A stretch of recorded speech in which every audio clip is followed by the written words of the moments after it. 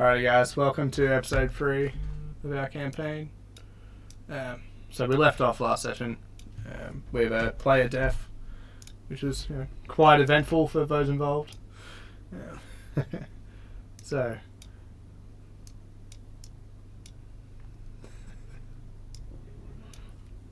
yeah, what's it?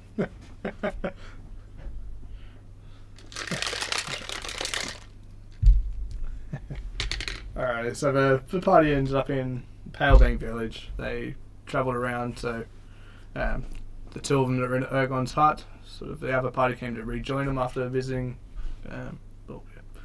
Those in Ergon's hut went to visit those at Tulgi's hut to find out what the hell was going on.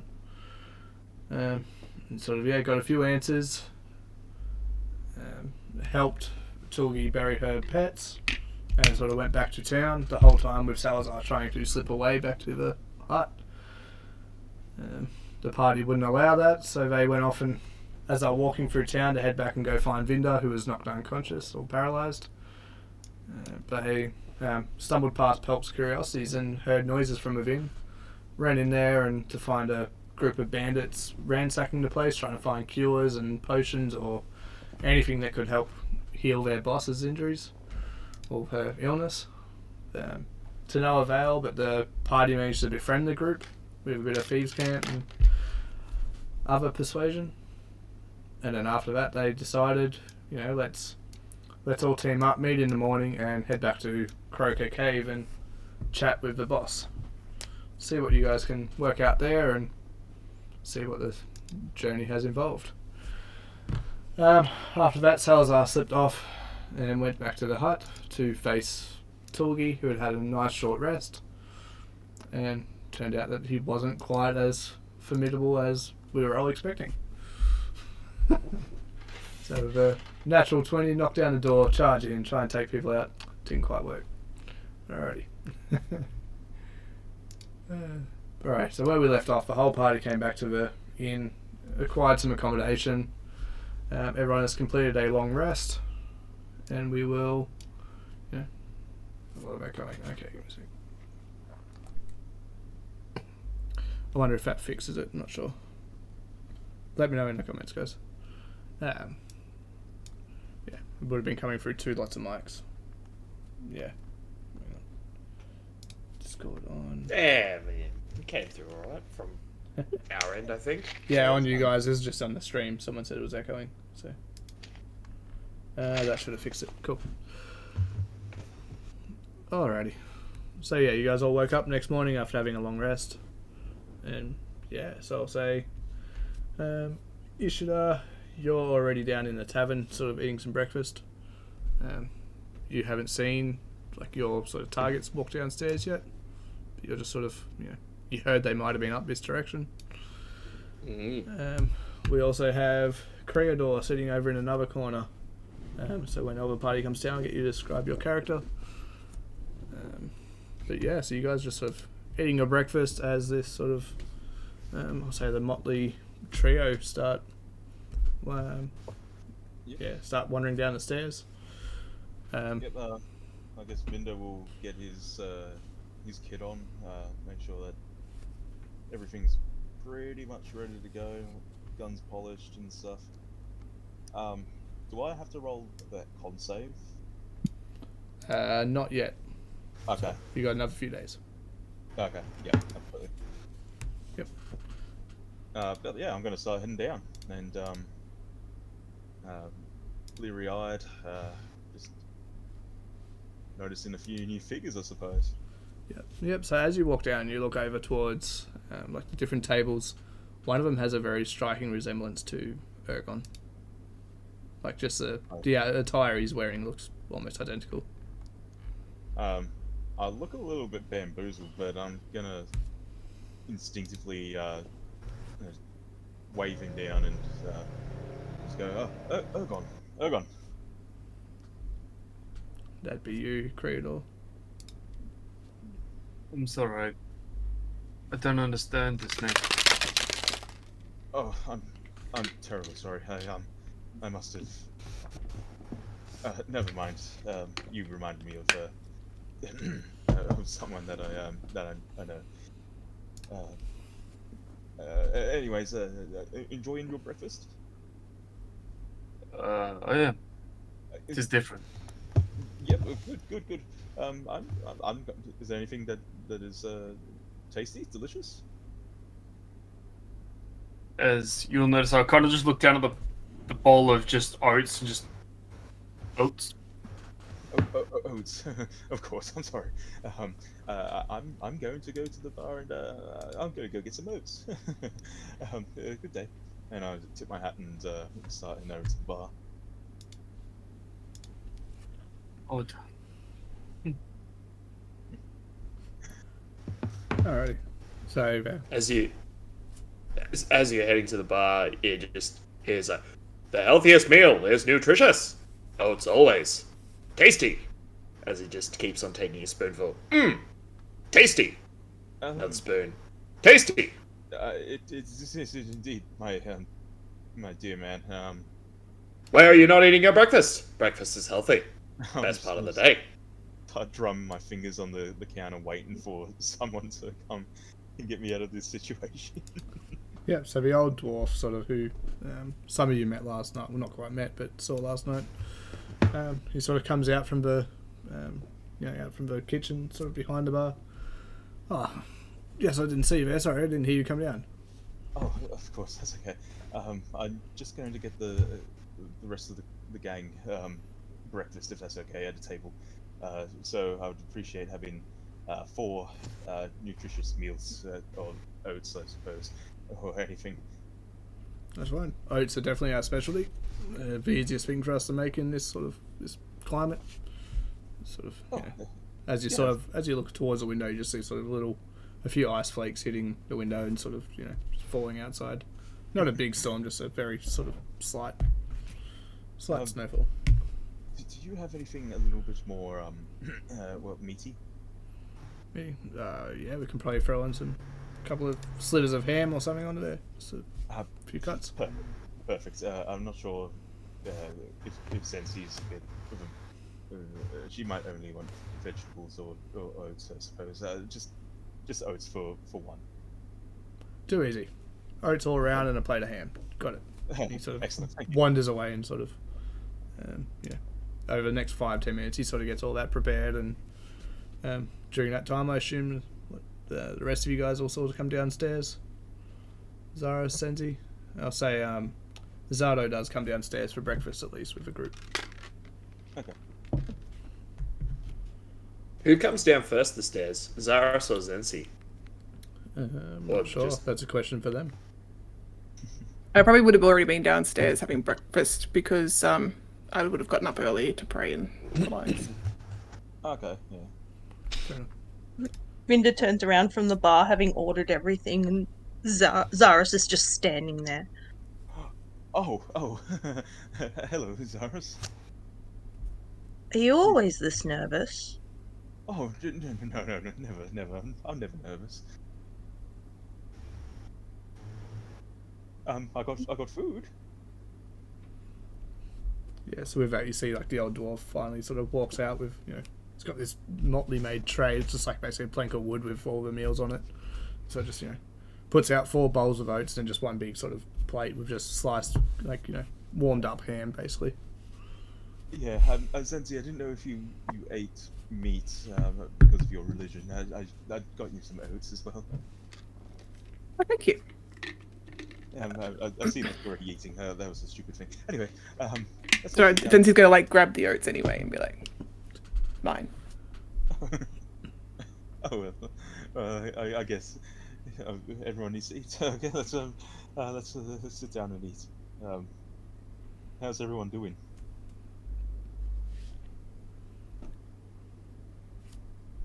Ishid is just staring at Zaris, very concentrating. You can see him, he's got this little book out and he's just scribing a couple of things down.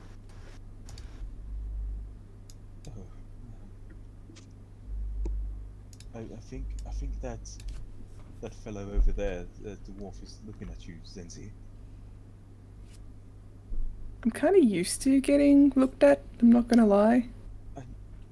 I know, it's still rather rude. I'm kind of hard to miss.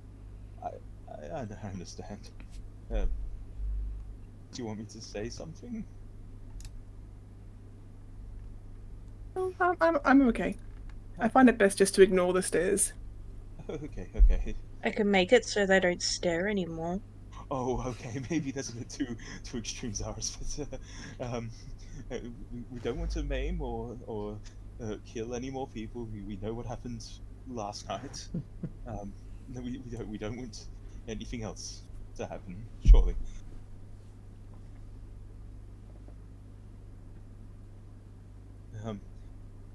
But ham, and I pick up a slice of ham and go, huh? Ham? Ishida shouts out, Barkeep! That man has ham! That looks delicious and nutritious. I want some.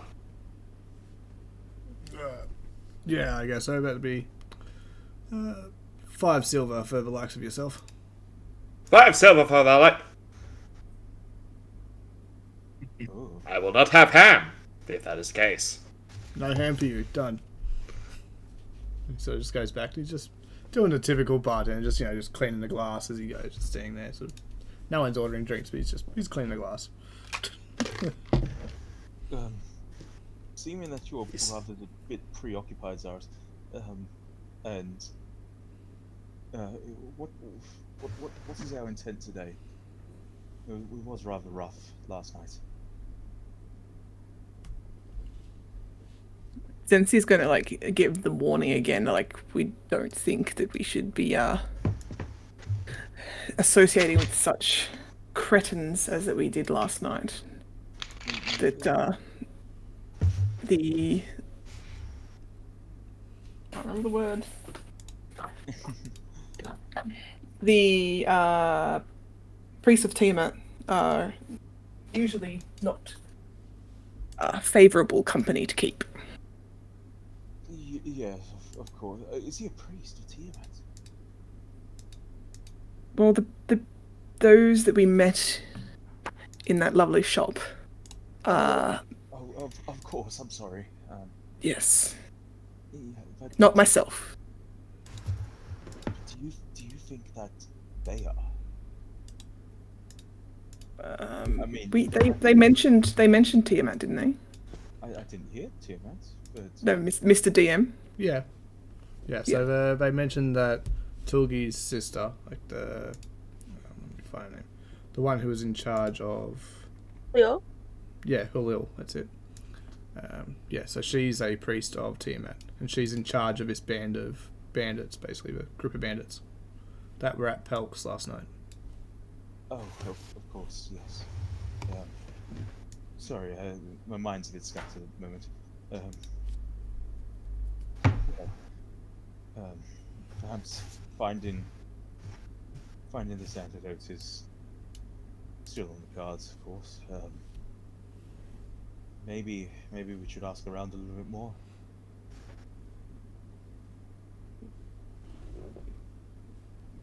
So yeah, you guys do remember. Zardo would tell you guys that you guys made a deal to go find those bandits just on the outskirts of town, heading north, to go check out Croaker Cave and talk to Hulil. Yeah.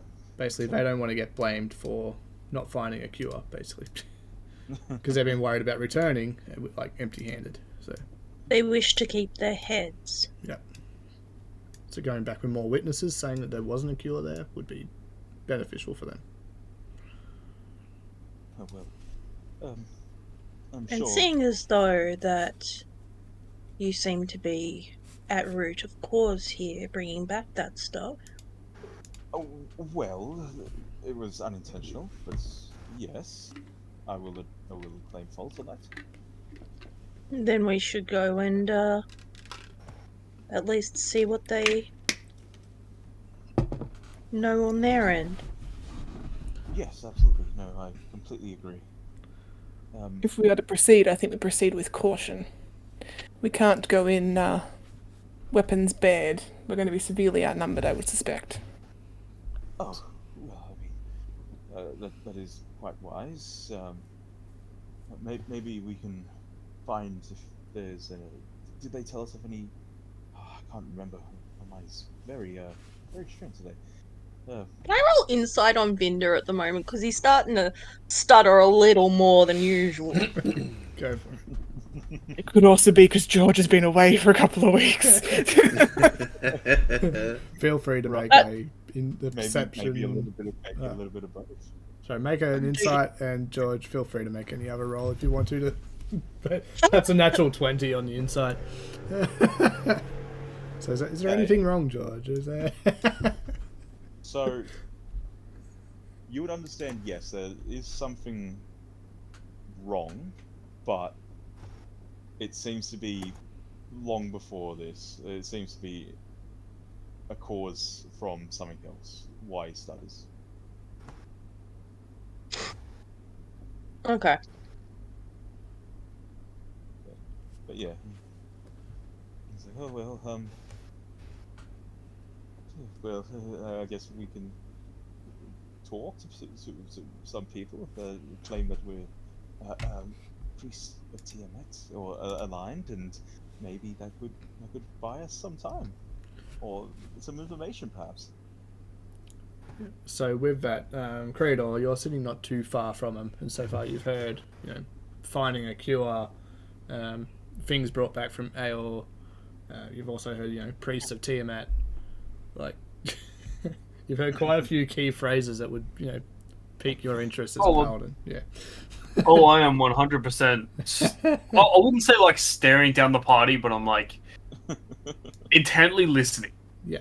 Just letting you know you do hear pretty much everything. Like, you guys aren't in a big tavern. It's only a very small town. Like, pretty much anything you guys say is heard.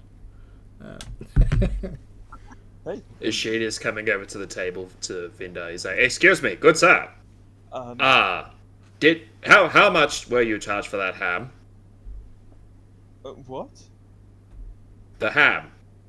How much were you charged?"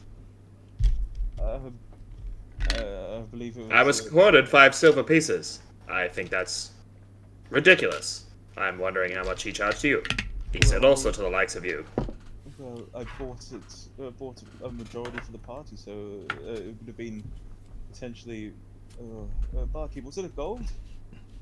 It came with your room. Oh, Your friend paid last night. Oh, yes, of course. Yes, it came with the room. Ah, I see. I also noticed that last night you had 5. Now there's one less. You had an interesting creature that came with you. Had quite the temper. Told me, the bartender told me all about his, how he decided to try and pick a fight in tavern. Well, he was... Zaris is going to pipe up at that and stare this person dead in the eyes and go, "He left." Yes, he's... To Zaris, he turns and says in Primordial, "I know." And then Zaris is at the words of Primordial, Zaris is instantly on edge. Look, we don't want to cause a fight here. We're all... Oh, I'm not trying to cause a fight. I'm just trying to understand if I am trying to barter for ham. He's looking at the ham very intently. He's like, "That is good ham. Why do you want the ham so much? Why don't you just buy it? It is a part of a nutritious breakfast. Protein is essential. Oats will give you nothing. I will be burning out in an hour. We will be hungry. It is important." What if I give you just a slice? Just instant eyes. He's like, "You would do that?" Yes, I mean, it's... I don't eat that much. Puts his hand out. "Appreciate it, friend. Name is Ishida Rangoku." Vinder Quickfoot, and this here is Zaris and Zenzi, and I've forgotten your brother's name, Zaris, I'm sorry. So yeah, Zardo sort of pops up very... Yeah. He pops out really, like, arrogantly, like, Zardo or whatever. He goes back to... He's reading his orb, basically. He seems to be staring into it pretty intently. Looking at Zaris and Zardo, just very quizzically, he's like, are you brothers? Are you friends?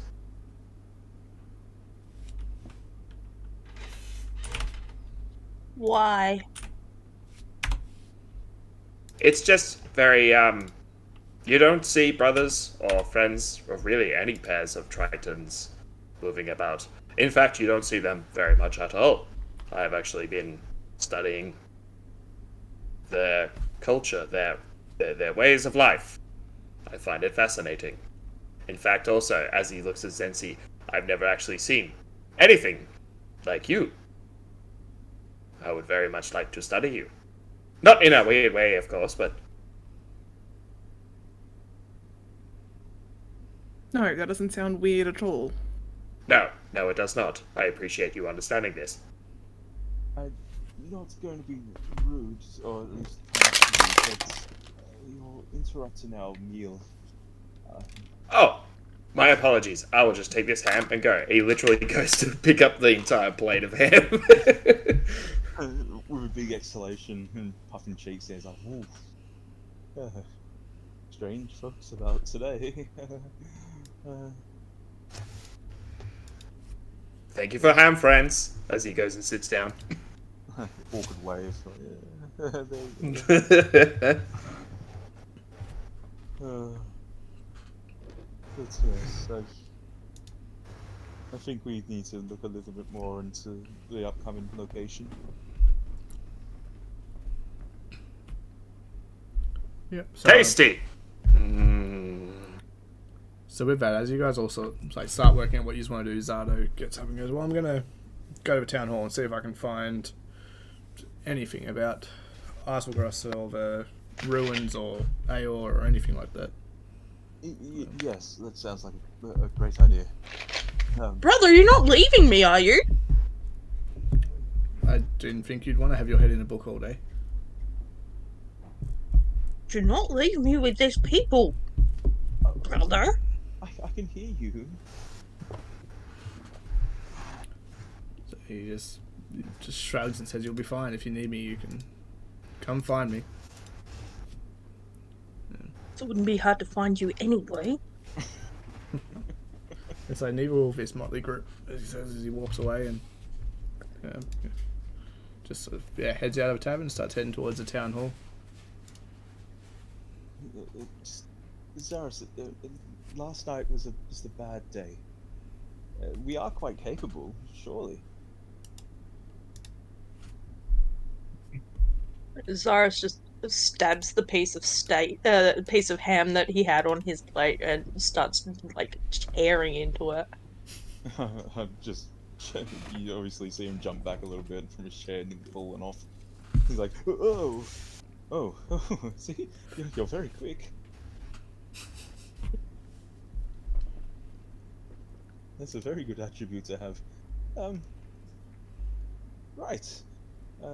I'm going to go outside and with criminal contact, Brayden. Yeah. How do you want me to do that? Because it is a different location. Give me a sec. Let me have a look at it.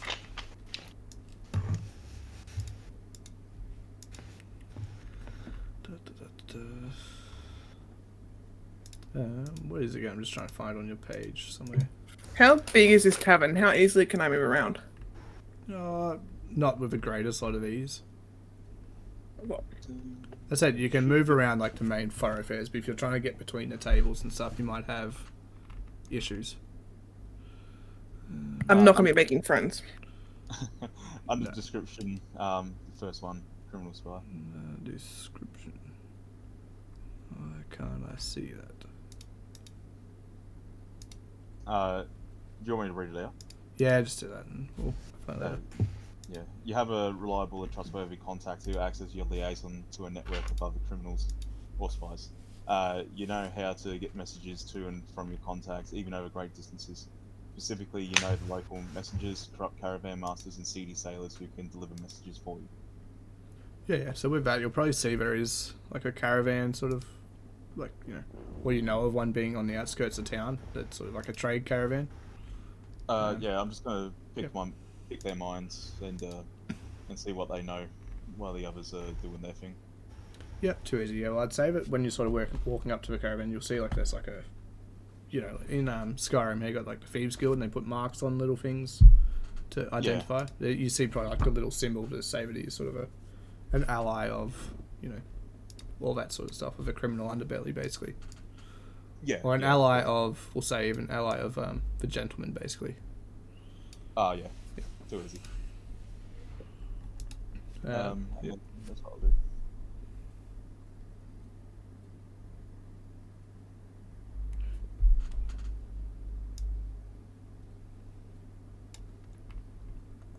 So what exactly are you trying to find information on? Oh, pretty much just the general location and of all the pretty much the points of interest. Yep. So they tell you about like it's the main spot for Ufadern to like people from Ufadern to travel across to Islecross. Okay. And you look down like the road, but he sort of points and you see sort of the mast of a ship and so on and so forth. Okay. They tell you, he tells you because he can tell you from there. Well, obviously Vargrimst, a day's travel south. You got Croaker Cave, but all the locals know of, which is about a couple of hours up north. Okay. And just basically, just the little stuff like that. But there's not much of interest up this way. He says, just all real basic stuff. Yeah, he does say, but he's a bit annoyed that they came all this way to hope trade with Pelks, but she's not open and no one's heard from her in a few days. Oh, is she inside? So I'm not sure if the party told you, but she was frozen dead in her room. Nah. Yeah. So I don't know if they told you or not. So, but yeah, it's I said the cart guy, the merchant, is very unhappy that sort of he feels like it was a wasted trip for him almost because he's got nothing to really return with. Yeah. All right. I'm gonna go off the assumption that I don't know what happened. Yep. And I'll just nod my head and just have a little walk around. But you also do remember when you tried to go there before the whole campaign started, she didn't enter the door either. Oh yeah, of course. I guess she must be on a long vacation. Yeah, sometimes it's hard to get a hold of her, but other times, you just wait a day or so and she'll open up. But this has been 3-4 days now and she still hasn't opened. So we're going to head back to Ufadern and we might do a run down to Shady Creek or something. Of course, yes. Well, good luck on your ventures. I will. I'll be around here for sure. So safe travels, and you see him. He's sort of in the process of packing up camp, ready to sort of start hitting the road next day or so, or next hour or so, I should say, not day or so. Easy as. I'm just gonna kick the snow around and just keep my ear to the ground for anyone else. Yeah. What's the rest of the party doing at the moment? So mainly Zinzi and Zaris. I look up at Zenzi, who just kind of is very tall, so I'm craning my neck a little. And I say, would you like to come with me and have a look on the outskirts for any signs of where this party might be staying? These The bandits, riffraff, whatever you decide you want to call them.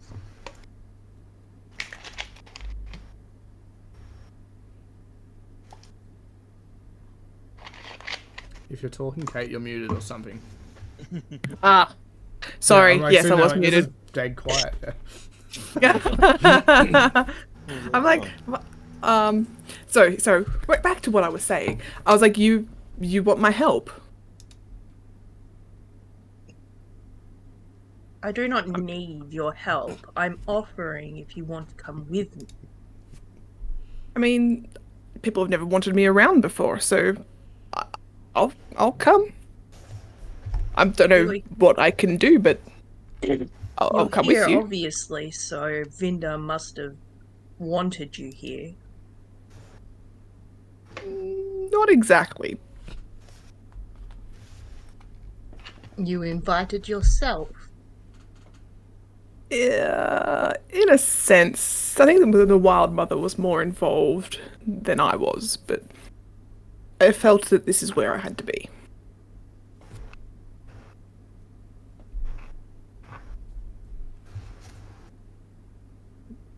Very well. I'm not one to question other people's beliefs. I mean, you can ask me anything you like and question. I It feel no doesn't need. bother me. Okay. I feel no need to learn about your religion. At this Everyone point, do their anyway. own.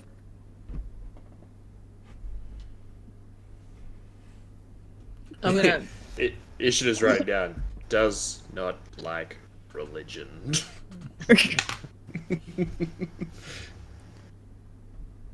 Noticing the blatantly obvious man writing stuff down. He's not hiding this at all. He's just like, Zaris is gonna scan the rest of the crowd that's in the pub before in the tavern before they leave. Yep. So See if anybody's like watching. Yep. So with that, I'll get Creator. I'll get you to just introduce your character in a way. What does he look like and stuff like that. Okay, so you'll notice he's about 4 foot while he's sitting. He's about 4 foot while he's standing. He's got very tidied beard and a very tidy kind of long dreadlocks, which are black with like a silvery tinge. And given the fact that they're quite well kept, it's probably one of the weirdest things you'll notice. You'll notice sitting to his left is a giant shield. And kind of like silvery, like a silver maul almost. Mm-hmm. That's kind of sitting next to him, and same thing. He's got his bowl of oats in front of him. He's got a book next to him, a quill. Nothing's happening. He's just sitting there, not even stirring his food. He's just content. He's looking in your direction. And then I'll get Ishida to describe your character. So Ishida he stands at about 5'4". He has bright yellow, orangish red hair, big bushy eyebrows. He carries a massive, it's called an odachi. It's like a double-handed samurai sword that he holds. Kind of like his you. back. Sort of, extent. Not like me at all, thank you. Well presented, nice white robe, everything like that, and just he's got one of those classic Vietnamese straw hats that kind of keeps him covered, but he has it hanging off his head currently. He has very bright orange, serious-looking eyes, but they've got a faint niceness to them, in a way. More like he doesn't know how to not be polite. Mm-hmm. All right, yes, that's what you sort of able to you see as you're looking around. And about that time, Elro the mayor sort of comes in through the door. He's like, "Oh, yes, you two there," and sort of points to Zenzi and Zaris. Sort of walks up to you and goes, "The rest of you, I just passed your brother on the way here. He's gone to study or something." He was telling me. I told him where our only books are that we have. Don't have many here. You seem That displeased will at that, not but bother him. he seemed. He said he'll find what he needs one way or another. But he said something about there were bandits on the outskirts of town. Do I need to send the guards? No. No? Okay. Have you made any progress on this illness or anything? You guys came into town looking for something yesterday, didn't you? A cure or It has something? been a day. So I can, That's taking it lightly. he looks around and goes, the halfling, I haven't seen him, and Vinda. And where's that other one, the scaly fellow? He left, and Vinda is doing what you had just described that we are here to do. It has been a day. Oh, well, Give us more time. That's good to know. I was meant to meet up with you guys yesterday, but for some reason I couldn't find you in town anywhere. It's like you guys were probably at one of the 2 cabins, probably Ergon's, but yes, there's a reward if you find a cure. Like, it's quite terrifying. We don't want this town to get sick, so if you find a cure or even what is causing all this, please, there's a 100 gold reward if you can just, even just to let us know what it is first. And yeah. We will endeavour to. And a further 100 if there is a cure. So, but yes, please, come back and let me know if you find anything or any information. I can put. Zara's just going to hold out his hand flat to the mayor. It's like, we know what it is, so we need 100 gold now. But where is it? What have you got? What do you mean, where is it? You said you wanted to know what it was. He does have a point. Yes, I'm sure he does, but I'm not going to take someone's word for it. Anyone could say it's anything. They could say it's they could say it's an illness from Ufadern. They could say it's from Marquette. They could say it's wherever. I need evidence of what it is. Well, yes. You're trusting us to find this cure. You need to trust us to a certain extent. Well, I You do. don't trust us. If you don't have anything for me to tell what it is, how can I, trust what it is? I need something to be able to give to the clerics in Ufadern to try and find a cure if there is one.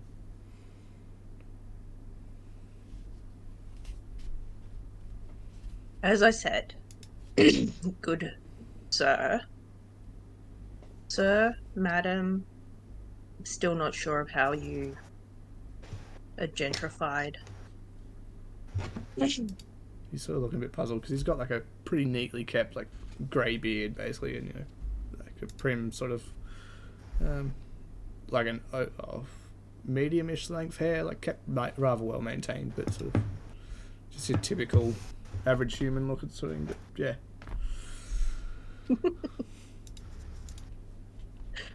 But he's sort of looking puzzled, wondering why you're questioning what he is, basically. We have been here a day.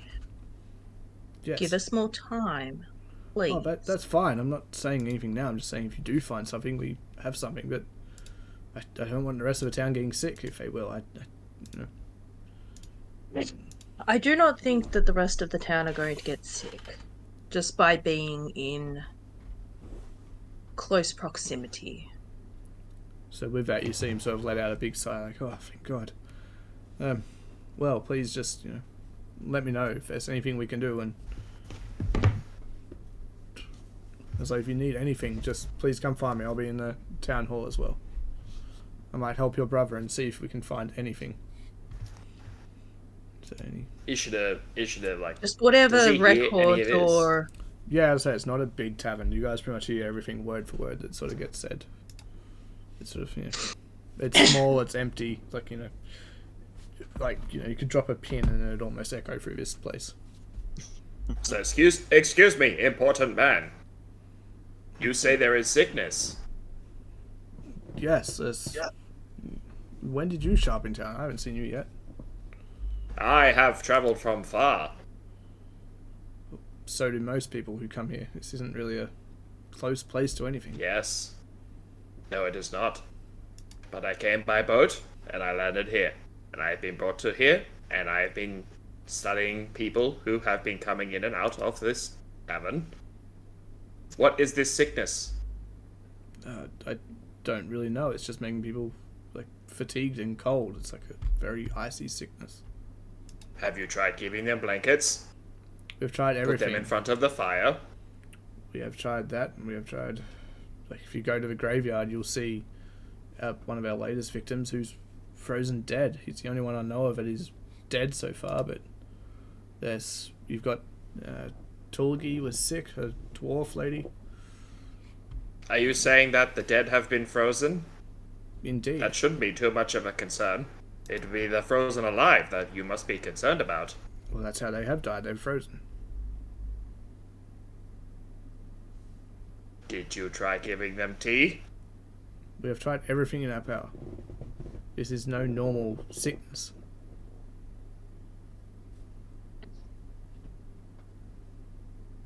Do you speak to the Triton because she contains medical knowledge? I spoke to the Triton because, yes, they showed up looking for a cure. I was hoping they might have found something. Turns to Zaris.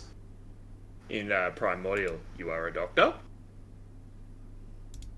No. Writes down in the notes. Not a doctor. Doctor.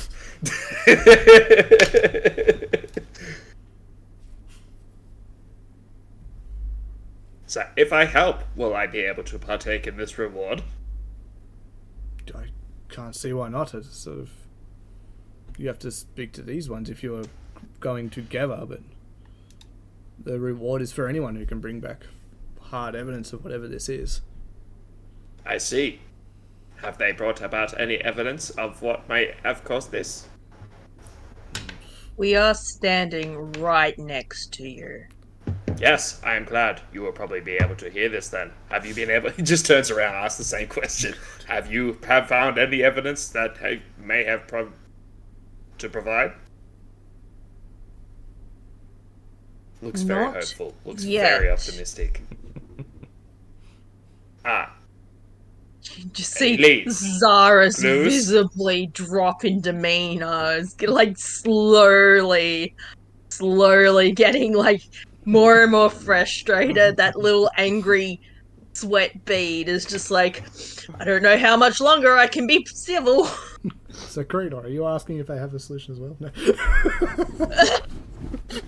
And that's when I kill them, Your Honor. I was about to say Nethlipo. Whereas Sensi is like just visibly confused as to what is happening. Like, what?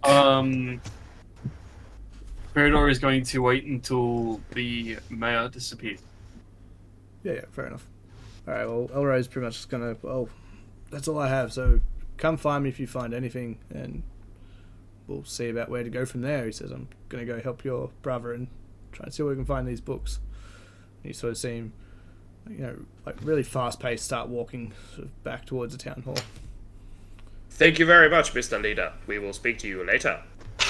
And then I will say that he might bump into you, Vinda, on his way, sort of thing, and just pretty much tell you the same information, that there's a reward and blah blah blah. So, cool. He seemed nice. And I'm So guessing anyway, that you are going to be joining us. yes. And Zenzi's gonna like squat down as delicately as a nearly 7-foot tall elephant can while moving furniture with its butt, and be like, we did lose one of our party. He might be helpful.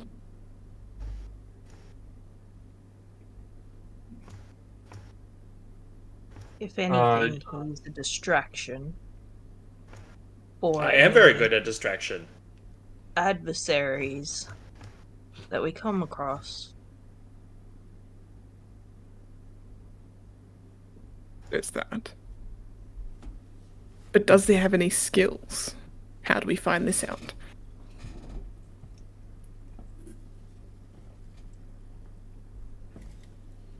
You're asking if I have skill? Zaris is just gonna look at him again, look back at Zenzi, and it's just like, he's made it this far, he must know something. Wow. Wait for the fight start. Is that?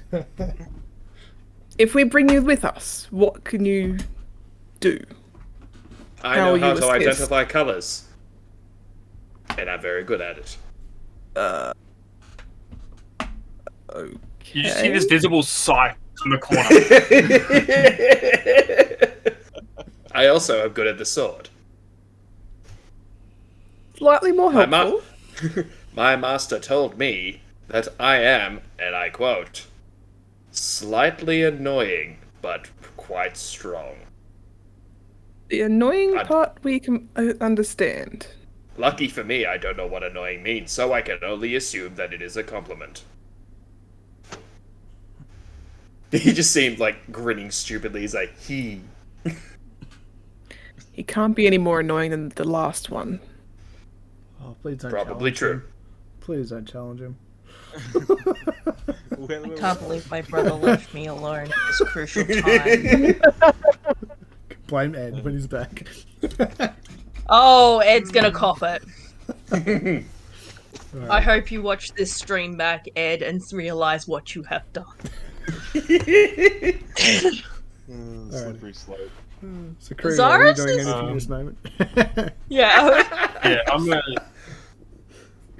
gonna. You'll notice that the dwarf is now walking towards you with Morland's shield in tow. Zara sighs and is just like, I Pardon knew me. you were gonna come up as well. Pardon Since my he's going to like approach. just pop her on the shoulder and be like, be nice. Do you With the need trunk. more food? You look I like could you are not- undernourished, good sir. I am fine. I could not help it.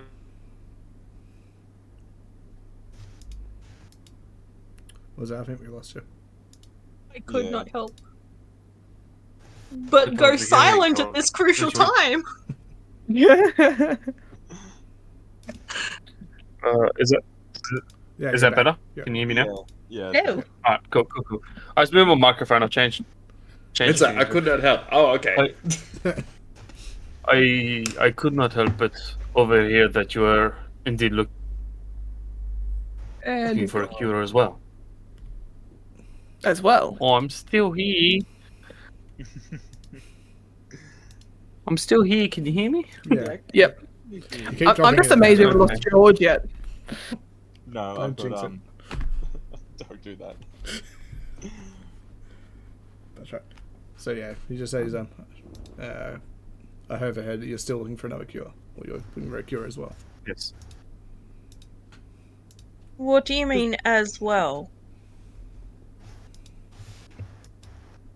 I've been sent to Uthra to try and sent from Uthradon to try and find what is happening around this area. It's happening where you are? Not yet. No, but my father received a letter and asking his assistance to find this, and he's a little tied up.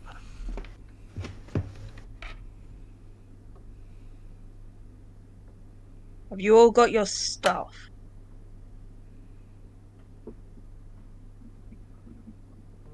Sorry, what do you mean?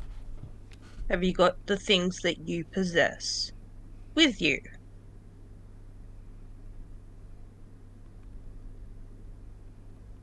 My Do shield? you have all Maul, do you have all your my pack? items and Yeah. your belongings with you at this point? Yes. Good, we're gonna go find Vinda. Come with me. And he's just like, Zaris is just like, I'm done. Vinda, come back, take over. Literally, she said, opened opens the door, like, oh, well, hello. Yes, Get bumping into over him at here. the door. Yeah. Oh, what appears to be going on? Just crashing out of furniture, smashing my head on the door frame, just like Oh. generally stumbling Excuse along. me, I can assist. And he just like he's moving chairs, tables aside. He's like, come, my large friend. Let's move these things aside for you. Thank you. You're As, welcome. as I've like turned around to say thank you, I've like cracked my head on the door frame. Oh, mind the door. Mind the just duck. Maybe Oh, duck. I've done it a million times. It's fine. It just It's almost like you look at it's like almost like a callus on her head from how many times she's done it. I was gonna say there's this slight indent of where Yes. you wear like a hat too often. Except it's like where the the doors beams hit of me in the doors forehead all the and time. yeah, they're just hit constantly in the same spot. It's now canon. It's now a small indent in the skull itself. I just need to like fold my ears over it constantly. Oh. Anyway, Zaris is like getting everybody out of the tavern. It's just like these two are joining you. It says it to Vinda. Oh, well, nice to meet you. My name is Vinda Kickfoot, and you are? Ishida Rengoku. Oh no, I know who you are. We've met. He just like he's still holding his hand out, just waiting to be shanked. I kind of recoil a little bit, but then I shake the hand. Grabs it both hands and like it's just like it's just crushingly strong. Oh well, with that, you know that you'll definitely be throwing him around like a rag doll. He's very small. Yeah, to which that he's just like up, down, off the ground.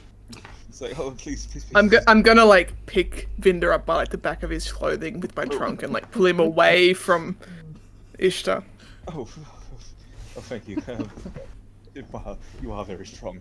But I was more curious about the other fellow. He's from My name Uthadorn. is Sorry. Uthadorn. my name's Cradle.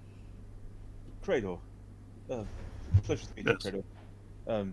As I've already said, I'm Vinda. I guess I'm the one heading this expedition at this stage, but yes, a lot of things have happened. It's nice to meet you. The same. I'm sure we'll have a lot to discuss on the journey. I've received a bit of information. That we will. It appears that the merchant lady, she hasn't been open for a few days. Which merchant would that be? It's Pelk's, the one you guys were in the other night. Last night. Yeah, I'm asking Vinder. Oh, the pelts. Is that the one from the shop? What was the shop Yep. called? Sorry. Pelk's Curiosities. Pelt's Curiosity. Vinder, we may have forgotten to fill you in on a few details in your absence. Oh, of course. But please, yes.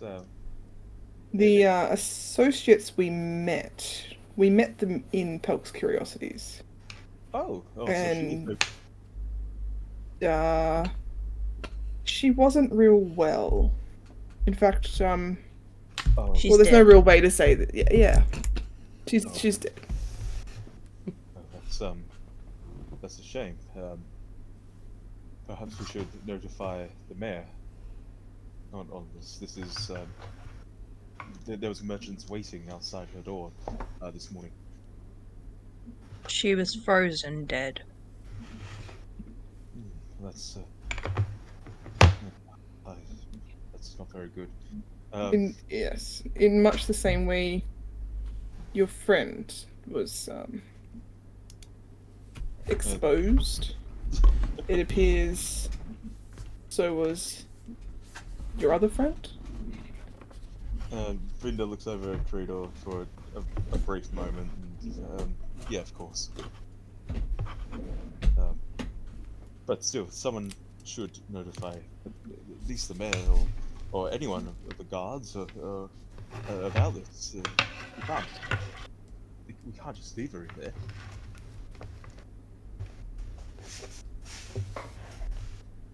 That is indeed. If someone has indeed passed, then they should be given the proper burial. Indeed.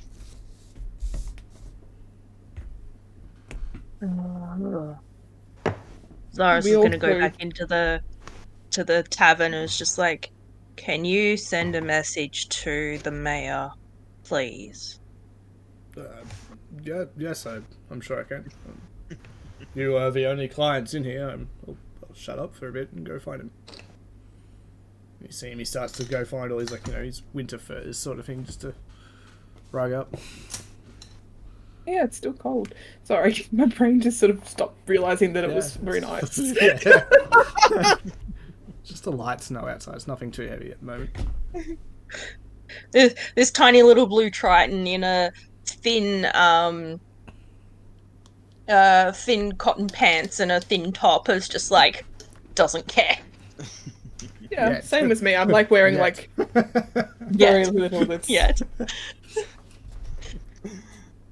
Good thing I'm wearing my scarf and my little poncho. So the only one here who's actually properly rugged up would probably be Croaker. Yep. So Zaris is just like,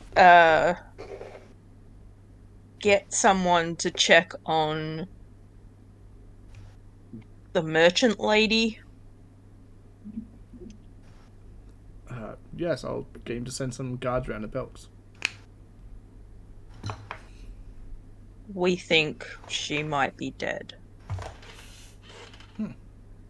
And the cleric. Got it.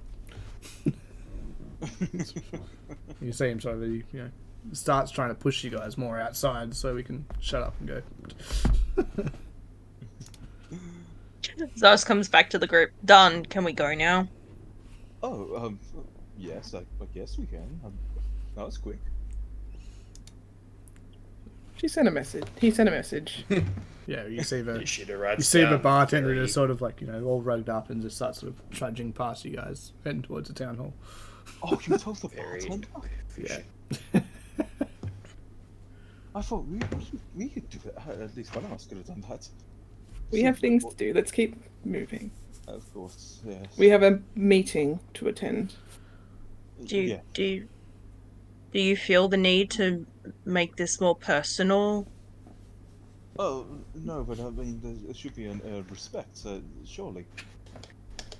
This is about as respectful for a stranger as I can get. Well, then I'm glad that we're in great company. My friend, you seem very nervous. Are you well? Are you Oh. ill? Oh, no, I'm not nervous. Just like Are you sure? looking at you. Oh, yes, I'm very not nervous. You suffer ill stutter. Is everything okay? Oh, yes, everything's fine. You need a hug. No. Yeah, essentially, meeting. I think it's time we go. So we're heading off towards the encampment. Yeah, I think that's probably the best way. Yeah, Alright. fair enough. Alright, well, you guys will get, say 10 minutes, 10, 15 minutes outside of the town, heading north, and you find just sort of a little clearing, and there's sort of a few, tents have just been, finally packed up, sort of thing. You see the outlines of where these were all set up, and about 7 or 8 of the bandits. So you guys only saw about 5 of them inside last night. Oh, Zaris is going to give a small whistle. Like a thievy can't kind of whistle of, hey, we're here, don't shoot. Yeah, so you see one of them who, the one that you pretty much were talking to last night, sort of being the thief, he sort of one who stopped fighting first. He sort of, looks up and sort of, motions towards the leader to, but you guys are there. And so there's no hostility, but everyone's just sort of finishing packing up at their camp. So, yeah, so as you guys get up to him, he's like, oh, alright, you guys ready to head off to see Halil? Yes. Plus, we've got two extras with us. Hi. No. Hello. Greetings. Fair enough, it's no concern of mine, just, Just so you know who we're working with. yes, and I haven't seen you before either. Oh, sorry. Allow me to introduce myself. I am Vinda Quickfoot. He is nervous. Nice to meet you. I'm John, he says as he's John. shaking hand. And I'll shake his hand. I don't know why everyone says I'm so nervous. I just have a stutter. you do come across as nervous, but it's I mean, I am quite small, so I can understand. yes, and we are quite large. He says he sort of pats his belly, and like he's an elvish male, but he's got like a bit of a belly on him. Yeah. You eat a lot. Oh no. He just laughs and sort of shakes his head as he sort of makes a hand signal, and everyone sort of starts getting ready, and they all start heading off. Are they all mounted or walking? No, they're all just walking. They say it's only about an hour or so's walk, so it's not too far. What's your movement speed, Vinder's movement speed in comparison to the rest of us? Because we're I'm bigger. 25 feet. So I'll be a little bit slower. Are you gonna pick him up? You're gonna carry him? Yeah, I'm gonna pick him up. Elephant piggyback. He's gonna sit on my shoulders. Oh, that's unnecessary. I'm quite capable of walking myself if you don't mind. Yes, but we need to get to this meeting quickly, and as much as I hate to admit, you are going to hold us up. Oh. This way, you won't be as intimidated by those larger than you, and you won't get stepped on if I trip. Just by the elephant you picked you up by the trunk. Yeah. Well, I don't get intimidated quite easily. Yeah, but I might trip and like sit on you, so this way you're safer. Oh, of course, I understand. That's fine. But yeah, okay. I'll hop on your shoulder. As long as it's not any inconvenience to you. No inconvenience. Okay, thank you. She just like picks him up and like deposits him on her shoulder. Alrighty. So yeah, give it about an hour or so. Probably. There's only a little bit of small talk between the bandits, basically, but nothing really, nothing of interest. Basically, some of them are sort of talking about, shit, what are we going to do about them? When we get back there, and we've come back with nothing, and one of them sort of got the bit of rope or whatever else he stole, and I got something, I'll be fine. Yeah, they stole like little things on their way out just to try and, try not to get slaughtered when they get back, kind of thing. Oh my god. Like, not so much slaughtered, but they just don't want to, feel the wrath of coming back empty-handed. Yeah, fair. So, yeah, they sort of, as soon as you get back, you guys get to this. Let's have a look. What we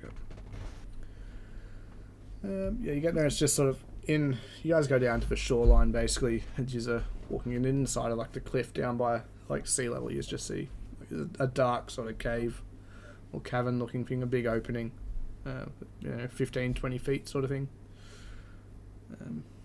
Yeah, as you sort of walk in, and even from outside you just hear like frogs croaking basically. It's kind of where it got its name of Croaker Cave. Oh, because of the frogs. Oh, I get it now. So yeah, a couple of bandits sort of laugh with you, a couple of them are just shaking their heads like, God damn it. Like, there's attitudes of all kinds here. And sort of, So careful, friends. That cave is croaking. Yeah, so you guys sort of, you get led through the whole cave, and you get to sort of like a main area.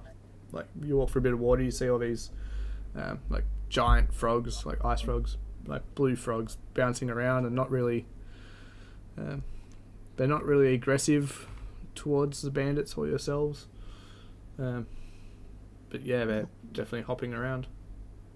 Amazing. I haven't seen ice frogs in a very long time. I mean, at least since last time. Are they native here, or are they? Never mind. I'm sorry. I'm just rambling. Who are we talking to? Yeah, just follow me, and as you follow with the rest of the group for a minute or two through the caves, and you get to one area that's like big open. It's got quite a few sleeping bags and all that, like mats and stuff rolled out with a fire in the middle. Just sort of basically where they are. That's their main camp. And then they keep the one bandit leader pretty much starts leading you guys further into the cave. Further and further. Did you guys get the map popping up? Yep. Yep. I'm getting something. You Can gotta guys- reduce the size. Oh yeah, that's right. Can you guys Yeah. see? It's black at the minute. No, It's black. Hang on. It's all dark. nothing but black. How's it? Oh, yep, there we go. Cool. Yeah, Yep. I'd say you guys Yeah. would have seen pretty much the entire cave. You just walked in, kind of thing. Yeah, okay. So I'm not going to worry too much about line of sight on this one. Oh, It's a small cave. Yeah, it's not very big. It's it's. But yeah, basically you guys will get all the way in, and sort of. You get there and you see Hulil, who's like it's a dwarven female wearing like all the robes of Tiamat. And you see her friend. Where's her information?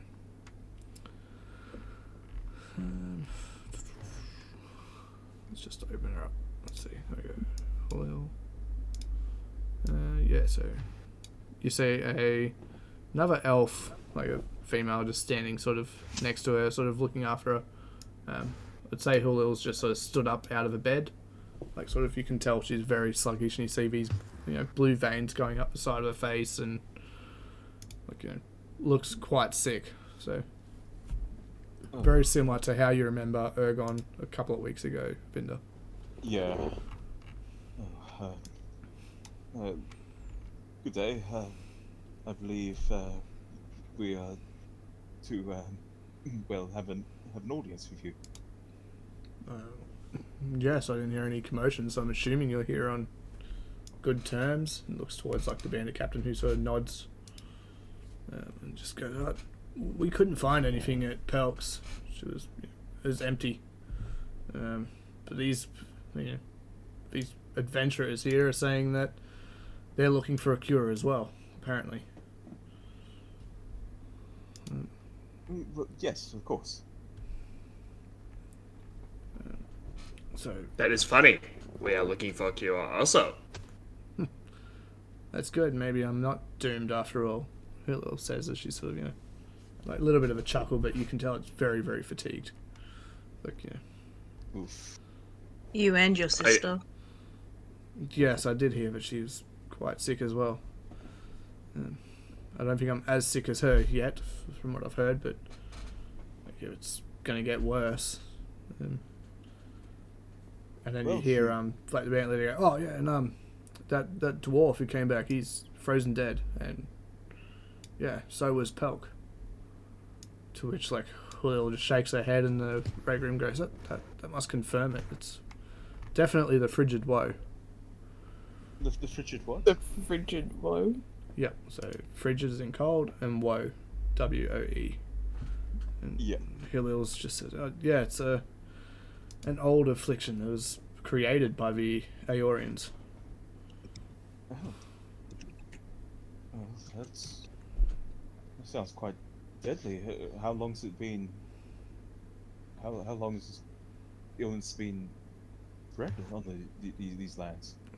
It disappeared for a long time. It was just sort of in almost fairy tales, basically. The Aeorians, I don't know exactly what it is.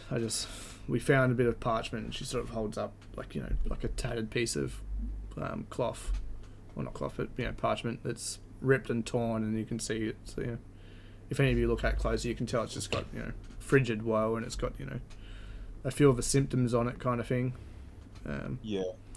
But yeah, so it doesn't say much more. It's it does say that there are cures, but they're also usually found not too far from where the actual poison is. But from what we've found, Ergon didn't have cures with him. He only brought back the actual illness.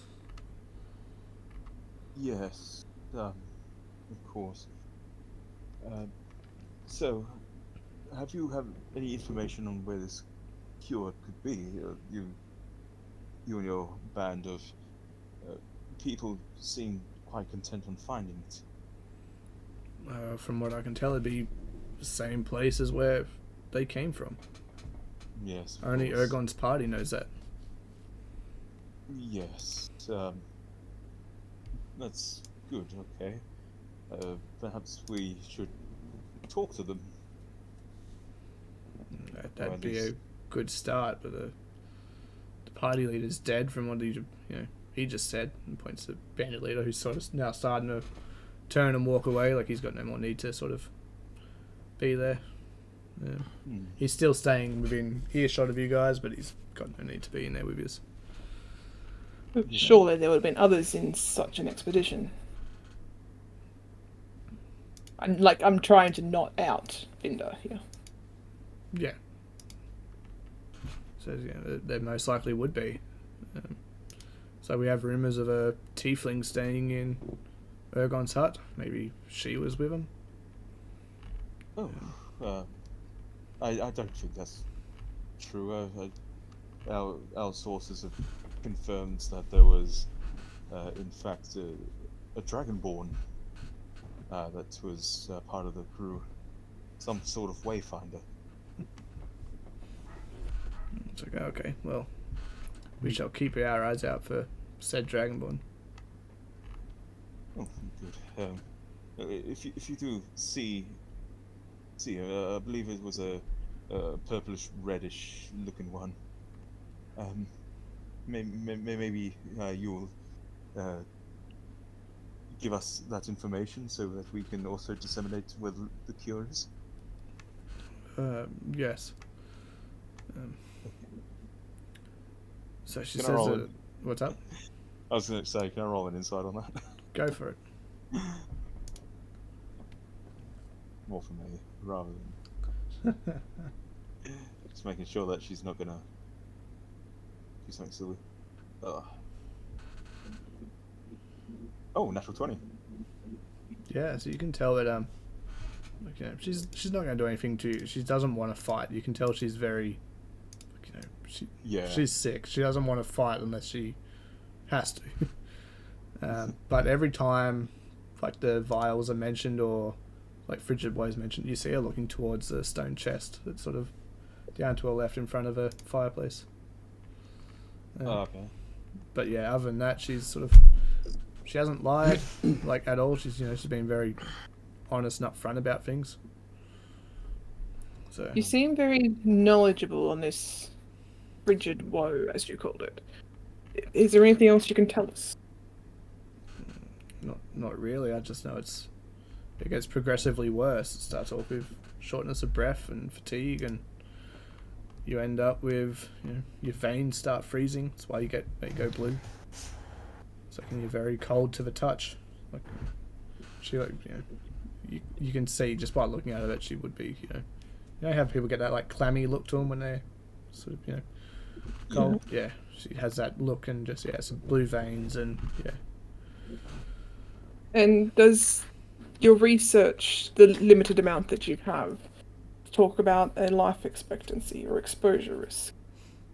Well, if you can use the other two as a thing, it's been roughly 60 odd days, a month and a half to 2 months since they returned from the trip. So it's that long, or sorry, if Pelk was infected a week or two after Ergon, it could potentially even be quicker depending on people's fortitudes. Like it's you don't know. And Why tell, do you how did repeat? Sorry. We've lost. You go. We've lost Sensi. Corey. I think. At least lost him on I was Fanscrounds. just going to say, and how is it that you came to be exposed? Because we don't actually, we've assumed, we haven't actually know that she stole them, do we? So she turned around and goes, well, it's because my sister stole everything that Ergon sold to Pelk, including those wretched vials. She says, it's like I no longer have any of them on me. One of them I have, I've used to, protect the loot, and she points to the chest, which has a really nice ornate 5-headed dragon head on top of it. There he is. Or are you leaving? Yep. Yeah, and she said, but the other one I sold to a merchant who was on his way from Uferdun to up to Palebank. He was Can I going with his insight family. check? Yeah, go for it. Yeah, 23.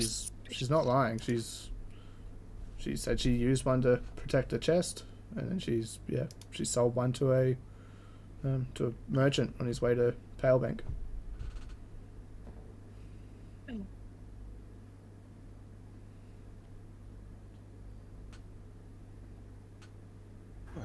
Okay, well, I suppose we've got enough information to work on. Do we? I don't think we got anything. What are you talking about? Well, what else could I tell you? It just feels like we have come here and we have not got much information. There's not much more information I can give. If you need to find one of those vials, the merchant's name was Irvin. Irvin. Okay. I don't think she has much need to restrict information. You can tell that she's afflicted. That was only yesterday. He was meant to be making it to Palebank, today. Of course, and going through Ufadern, was that correct? He was coming from Ufadern, yes. He was going to Palebank. Yes. Okay. And if he's here and Helks is closed, then he's probably already left. Because they pretty much caught him at his campsite yesterday, kind of thing. So he'll arrive at Palebank like today while you guys are sort of in this cave. That makes sense.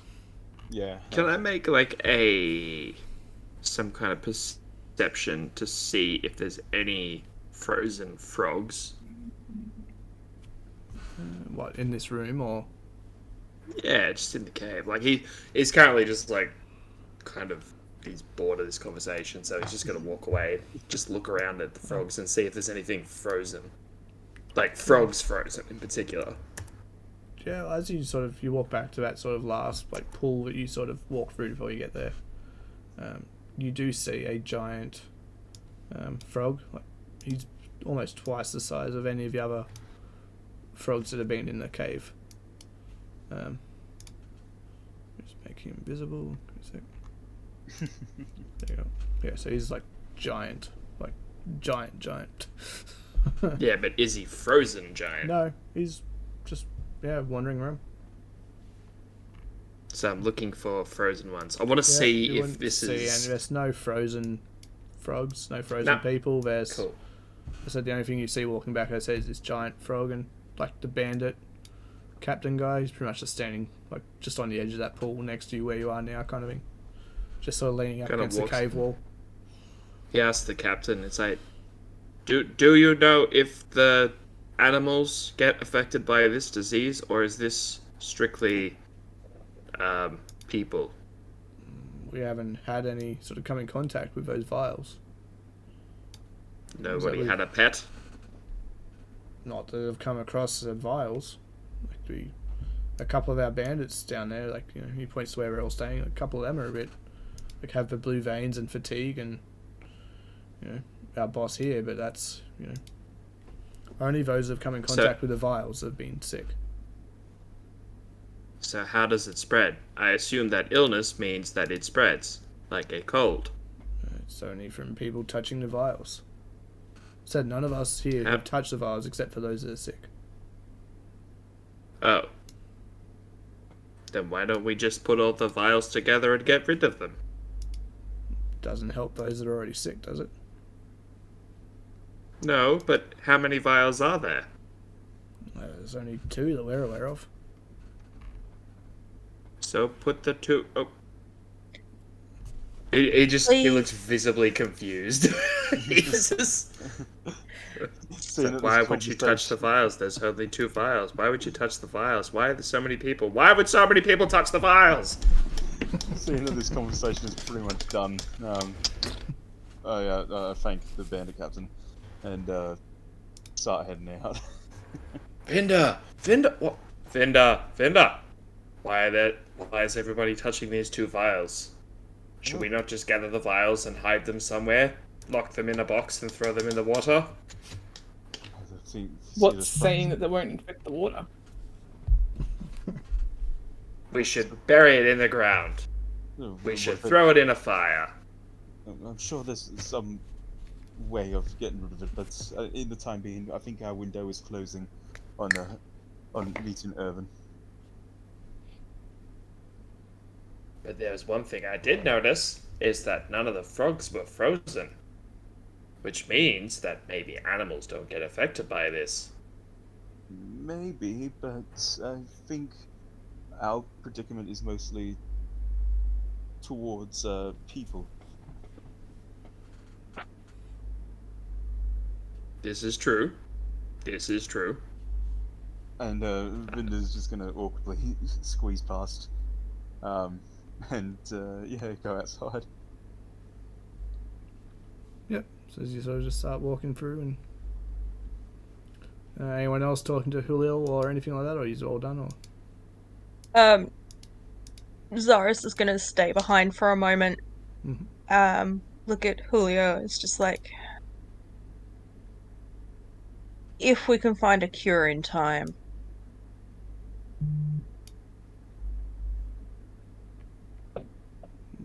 Yes. Zaris There might- will stop talking. There we go. If we can find a cure in time, we'll see if we can get it to you. That'd be And great. try not to touch the vials. I can't touch the vials. They're already gone. Just looking at Zaris, well then there shouldn't be a problem. If the vials are not being touched. Right? Zensi's gonna follow Vinder out while that's all happening, and question him about where the third vial went that Ash told us about, and see if he's disposed of it somewhere. He's currently not there. Oh, he's back now. Okay, cool. It's just sent me a message going, "I'll be right back." I'm like, okay. What was that? Sorry, I was just checking on my kid. How dare you! It's like Zaris and Ish were talking with Alim a little bit more, so I was following you out and just casually asking about the third vial. The Because third Ash vial? told us that you had a third vial. I don't know anything about the third vial. Your friend Ash informed us. No, I don't know what you're talking about. We just I- need to know if it's been disposed of. And I'm looking at her as in we're still pretty close by, and we don't know who might be listening in. I'm talking very quietly. Why you Make a stealth check. Oh, I'm not good at stealth. That's your own fault. I wouldn't say if you have disadvantage due to armor. I would say this wouldn't be with disadvantage because you're talking, not moving. Oh no. So, whatever one's higher there. There you go. 19. 19. Uh, that's 19. Yeah. So, so you're being pretty stealthy. You're being quiet enough. It's you're lucky. It's sort of you're in a cave, but for some reason your voice isn't echoing as such, through the cave. You're talking just that right frequency, quiet enough. But yeah. It's muffled by the thunderous footsteps that we're making. Yeah, pretty much. and with the croaking in the cave that sort of all echoes through, you can't quite whispers aren't quite easy to track. I'm just gonna be walking a lot faster than usual just to get out, and just going past whatever band is oh, you know when nature calls. And I'm gonna get out there pretty quick. Yep. So you're sort of gonna make you run through the cave. Yeah. Can't drag you through walls, so. And you're going with him, Vinder. Not Vinder, Senzi. Yeah. I'm not going to follow him to the toilet, but... No, but you're Can pretty you much. share the map? Because it's disappeared. I think we've all pretty much left the cave There- by now. Yep. So so no one's doing anything. No one wants to Yeah. try and steal from the chest. Oh, I don't think that's a very good idea. Wouldn't put it past you. Solid pass on that. Thanks. Let sleeping dogs lie. We don't need to get in combat. Not with the extra like 6 or 8 bloody bandits you guys took back there with you. Look, I saved your asses once. I'm not going to do it again. So you guys sort of exit out the cave, and so you get escorted. Well, not so much escorted, like followed by a handful of the bandits, just making sure you're not doing anything, sus through the cave. Is Look, John guys, with us? we have friends. Yeah, so he's with you. He's sort of, just going out towards the door. Are I you believe- coming with us too? No, I'm just making sure you guys leave the cave. I believe you owe us a favor now. What for? Saving your neck. We would have found a way to save ourselves. She's too wounded to fight us openly. I hope. And yet you were still scared. So of course. She's a cleric. You don't want to mess with clerics. It's not just her, it's her boss. So we piss off them, if anything does happen to Hulil, our lives are forfeit. We're not going to find another gig. So who's her boss? The Otolot family in Shady Creek.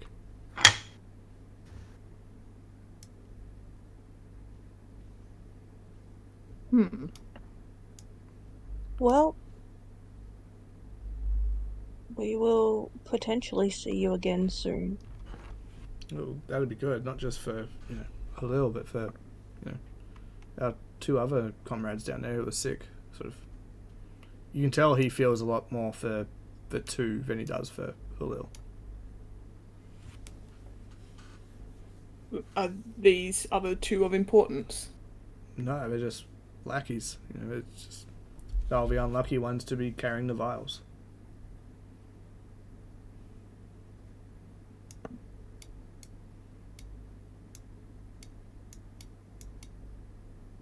Good luck.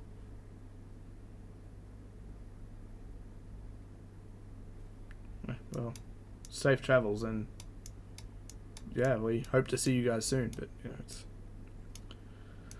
it won't be at least for a couple of weeks till we see you. It's not a short trip over to Icecross.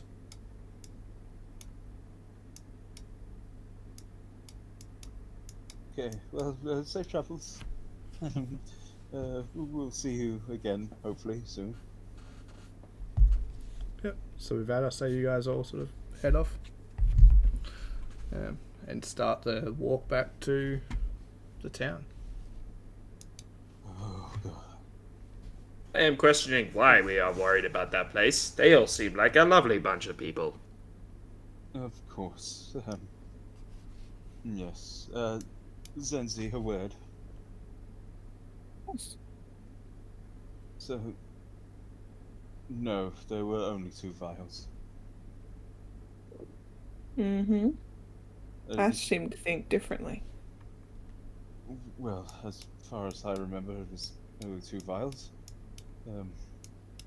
And I did try to sell it before, unfortunately.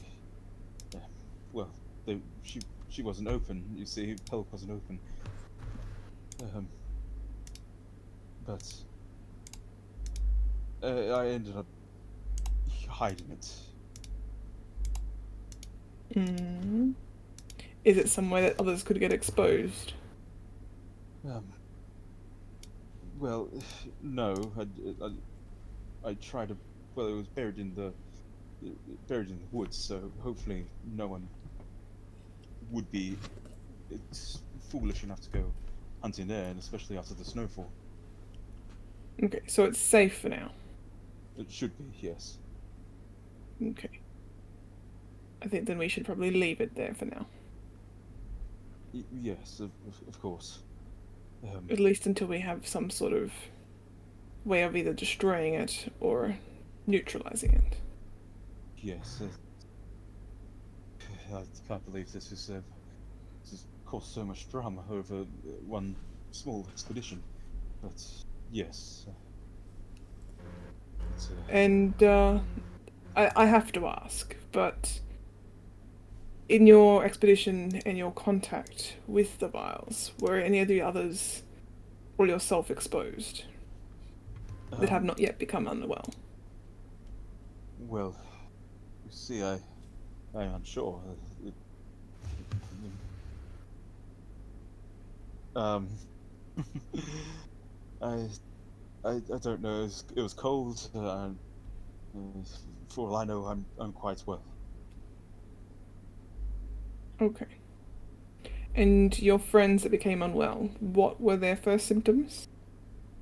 Well, it was from what they told me, it was shiver, and then from what I started noticing, it was just the blue veins, and then over time, fatigue. Okay. Do I hear So you these won't- symptoms being said? I'm not sure if you guys I sort think of I walked think off we or... walked away. Yeah. Okay. Yeah. Like, Yeah. So you'll understand if I monitor you closely. I am more than happy for you to monitor me. Yes. Okay. I don't think it's worth alerting this fact of your possible exposure That to the is- others yet. Yes, hence why I came to you first, because you seem to know a little bit more, and that's fine. But obviously, if you start alarming the others, then it turns out to be nothing, then all of it would just be drama that wouldn't need to be done. Precisely. All right. Well, oh, that was so funny, Zenzi. You and your jokes. How's everyone else faring? Yes, that's What it. was Another so soul funny? Shows up. please tell us the joke. I wish to laugh. Oh, it's I'm terrible at telling the jokes. But Zenzi, yeah, you won. You tell me the joke. I thought it was quite funny. Just like looking at you with like death stares right now because like, do I look like a comedian to you? That is funny. You do not. What's up with all this snow? Okay. What's up with that? God. Your sense of humor is odd, and I do not understand it. I've heard that before. Yes. Well, Vindo, can I ask you a question? yes, of course, my good man.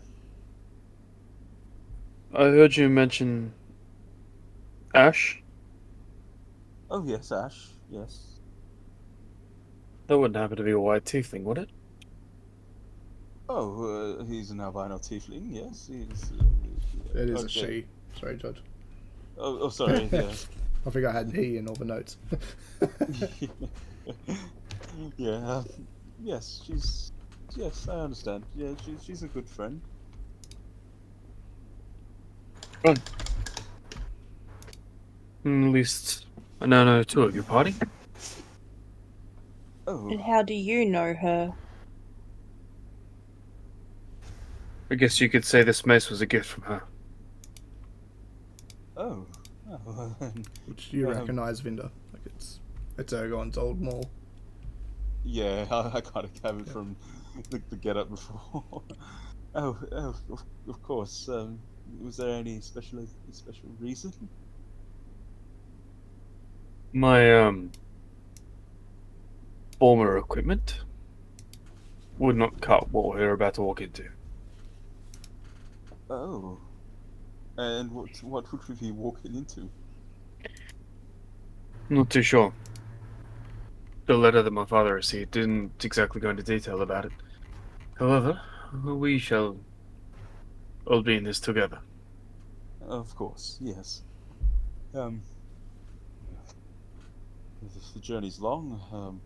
If you have any more questions of me, I would be happy to answer them. I've got nothing to hide. Very well, I have no doubt that we will get to know each other over the drink very soon. Of course, I mean, I don't drink, but Do you drink tea? yes, I have tea. Good, that makes two of us. Oh, I think we'll get along quite well then. Yes. Does anybody have tea? I could use tea. No. I'll pull out like a used chamomile tea like pile of leaves out of my pocket. And I'm like, I'm not sure if they could be reused. That looks like something I could do with. Do you just carry the leaves around? I couldn't find a pleasant place to dispose of them. That's okay. I'm not judging. I'm just seeing why. It is odd, but yes.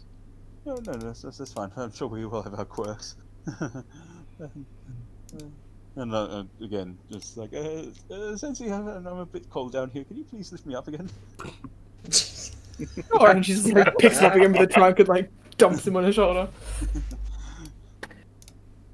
And you were opposed to it originally. Yes, he's not just trying to get away. She doesn't pick up on that. She's just liking having friends. Friends. I am curious. What is it that you bring to this party, Vinda? What was that? Sorry, I can't hear you from up here. He just looks up. What is it that you bring to this party, Vinda? Oh, just a bit of scouting, a bit of violence when necessary, I suppose. But hopefully we won't. Payment. He brings You us see- payment. You Yes, see money. his eyes gleam. He's like, you fight? Not in the conventional way, but yes, again, exactly what Zaris had said. Mostly, I pay in so I can find a cure for my friends.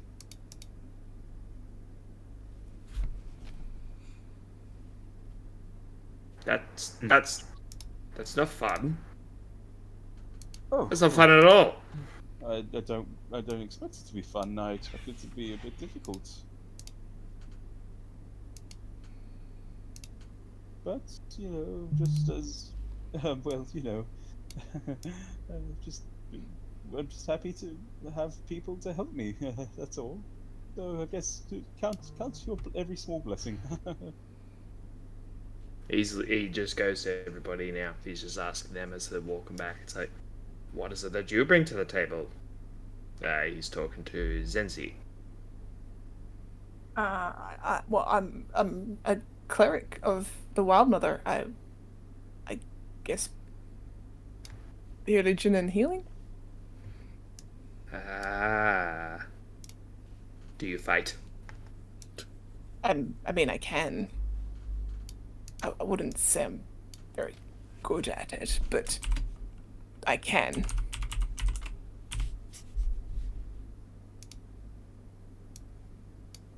Goes to Zaris.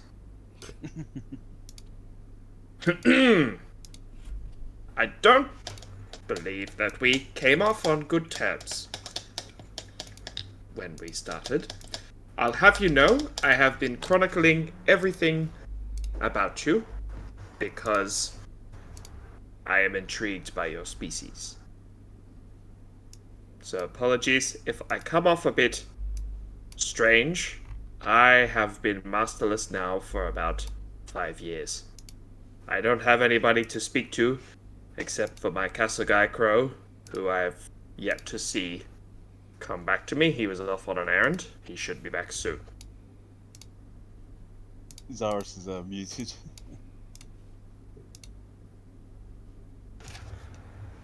We'll come back to her later.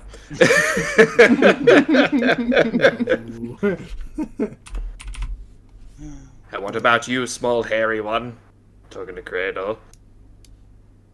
What is it that you bring to this party? Protection. Looks very confused. But I thought that's what I was. You are indeed protection with muscle. He just kind of looks at weird flexing. It's like, Yes. I wouldn't say I have much muscle, but what I do lack in muscle, I have in heart. That's good to know. Where I lack it in heart, I have faith in it. I don't understand you, and walks off. I don't think anyone understands you. The simplistic way of the samurai. How far out are we now? I'll say you guys are getting like pretty much to the outskirts. Yeah, pretty much getting to the outskirts of a town, and as you get back, you've seen like because you were out with where all the caravans and whatever usually get parked. You see the one that you were talking to before is gone, but there's a new one parked up there. Excuse me, my good man. So what you see? Where is he? Or ma'am. Man or ma'am. Yep. So it'd be the old guy. The old guy. Yeah. So you see this human, just a. Where is he? Man-human thing. So yeah, he's there, and you see a couple of kids just running around.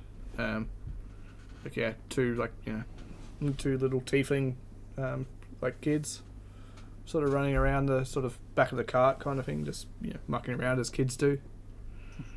Oh, And he goes, yes, small fellow. My name is Irvin. He holds his hand out to shake your hand. Oh, pleasure to meet you. May I ask something in private, not out in the open? Yeah, I suppose so. And he's looking around, and he can't see any other caravans or anything around, or anything like it's. Yeah. Sorry. Have you come across any peculiar items as of late? Peculiar how? He says. More along the lines of vis-a-vis blue vials or something akin to that. Yeah, I met a dwarf and an elf. They were on the way here only yesterday. They were apparently they were moving, and they needed to sell some of their items. So you have it. Yes, and he sort of walks over to the back of his caravan and sort of pulls out a, you can see it's like a vial shape, but it's wrapped in a bit of a cloth, and sort of like a bow tied on top of it, kind of thing, that someone would have done to try and sell it. Yeah. Can I clearly identify it? Or is it... You can see the shape of it. You can't tell it's exactly what it is without opening up the cloth.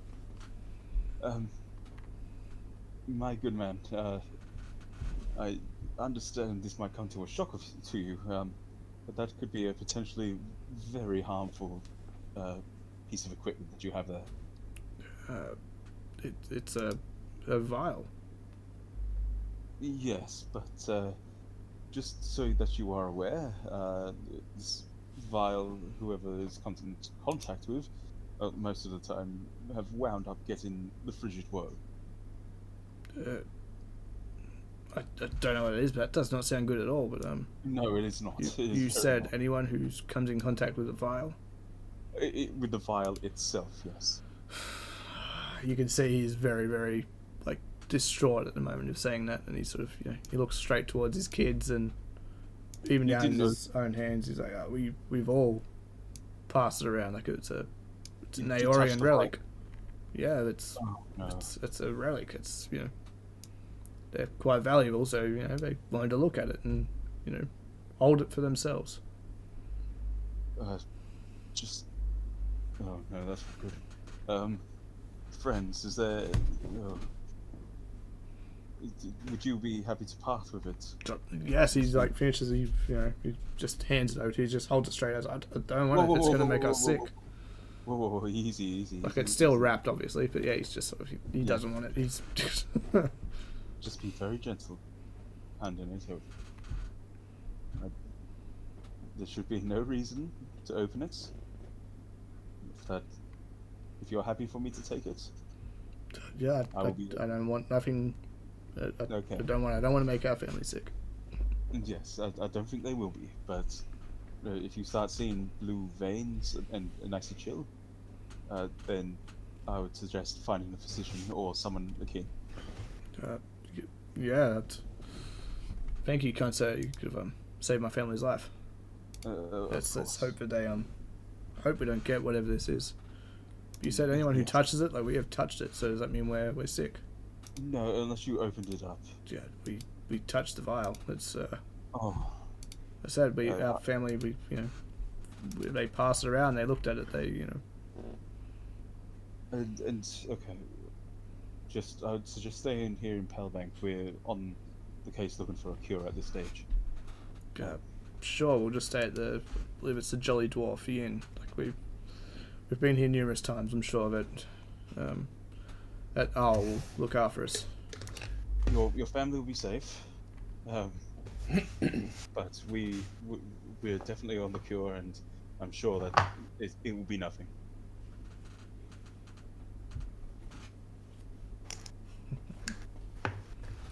Yep. So he Okay. he sort of gives you like a little bit of a bow and sort of like thanks you again silently and just sort of gets the kids and goes, look, we're going to extend our vacation for a bit, kids. Our holiday. We'll stay here for a while.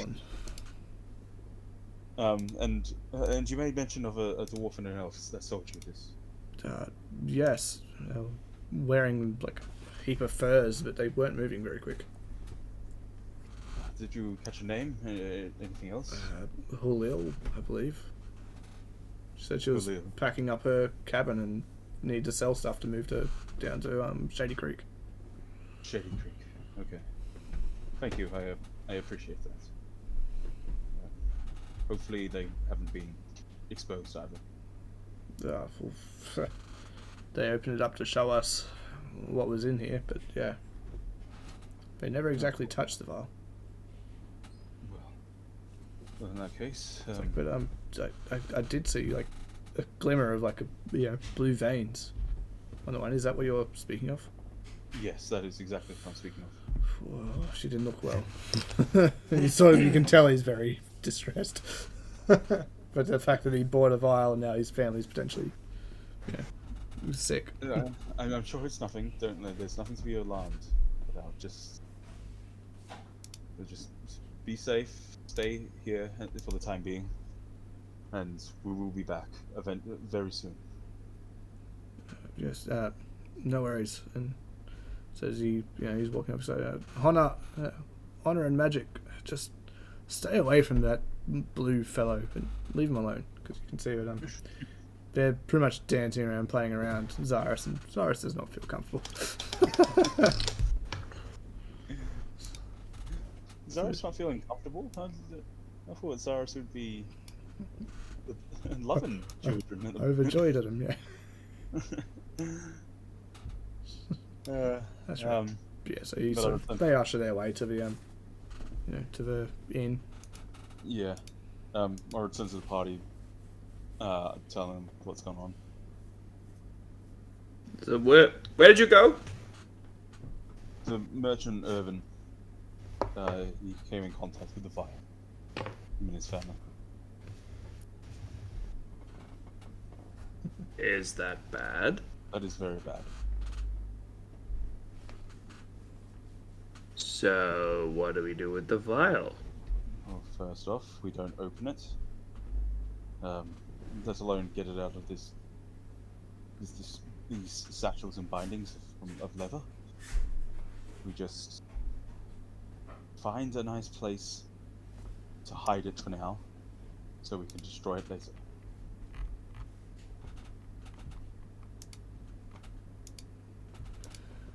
Well, let's do that before anyone else touches it. So you guys do remember that Erlo was asking for hard proof of what is making people sick too. Oh yeah, that's right. Yeah, forgot about that. Before you go and dispose of it. Yeah. I was like, I think Erlo mentioned something. I was like, nah, sure. I think we should notify the mayor that we have found the evidence. and potentially have his town quarantined for the time being.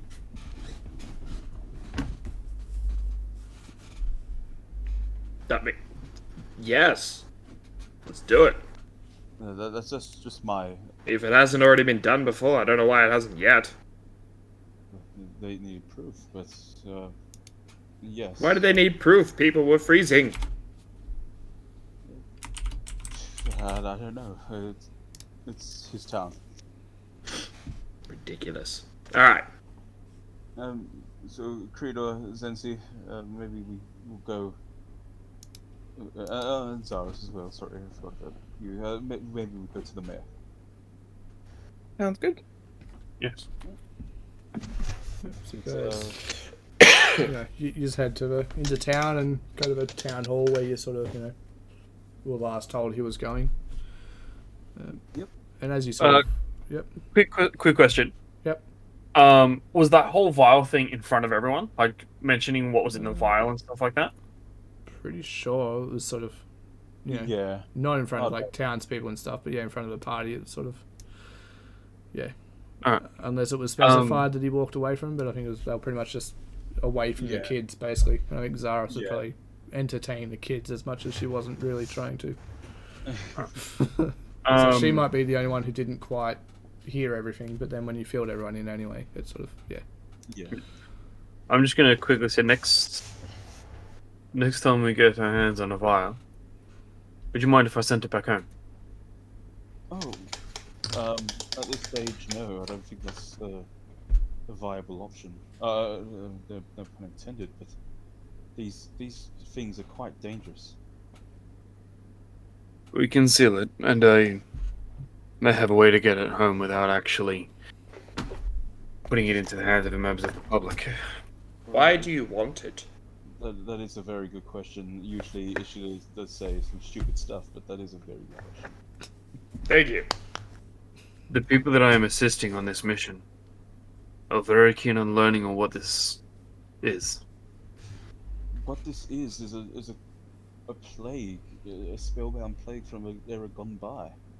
We don't need people spreading this again. However, I would go as far as saying that they may be able to find a cure.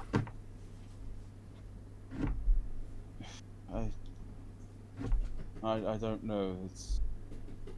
There's only the only two places that was mentioned was where the vials were found could be a cure. But I know where that is. You can go there, and that was it from what I can remember. Maybe someone else has the cure, but it doesn't seem like giving these away it doesn't seem like a very good idea. Apologies, I know I've only just met you, but I can't trust you. Oh, I am with the small one here too. I don't believe that it is safe for us to move this around from town to town. If this is isolated, then maybe we should keep it isolated and not spread it further. I understand your judgment. I'm sorry, but perhaps one step at a time. We'll see what the mayor has to say. If he has any leads that we might have missed, and then we will have this discussion again if you wish. Whatever. Okay. That being said, Vinda, Yes. the person you bought it off, did they touch it? Yes. Yes, they did. Was it just them, or was it others? There were others. The merchant bought it off of an elf and a dwarf. Basing it off the knowledge that he only has heard of what it does. So, do they know what will happen to them? I told them to be cautious of the symptoms. Yes. You didn't tell them what actually happens. This is not a plague. This is death. Not if we can find a cure, my friend. And especially when there's a young family with lives on the line, as well as my friends. Now, let us go talk to the mayor and find a solution.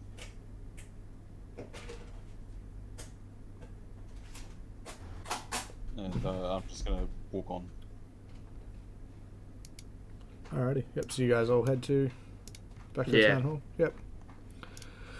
Cool. Yeah. So you guys get back there and sort of, you find both Zardo and Erlo both sort of in a small, like it's called the town hall, but it's not a very big sort of place. It's like a decent sort of, it's like community hall, but you go in, there's like a big table in the middle, sort of, where they might throw like, a banquet or two kind of thing for the town if they're feeling festive. It's got, a few bookcases around the walls, but they're all very, tatty and stuff like that. There's not many books on them, maybe it's more just, they're hoping to eventually have a heap of books, but that's about it.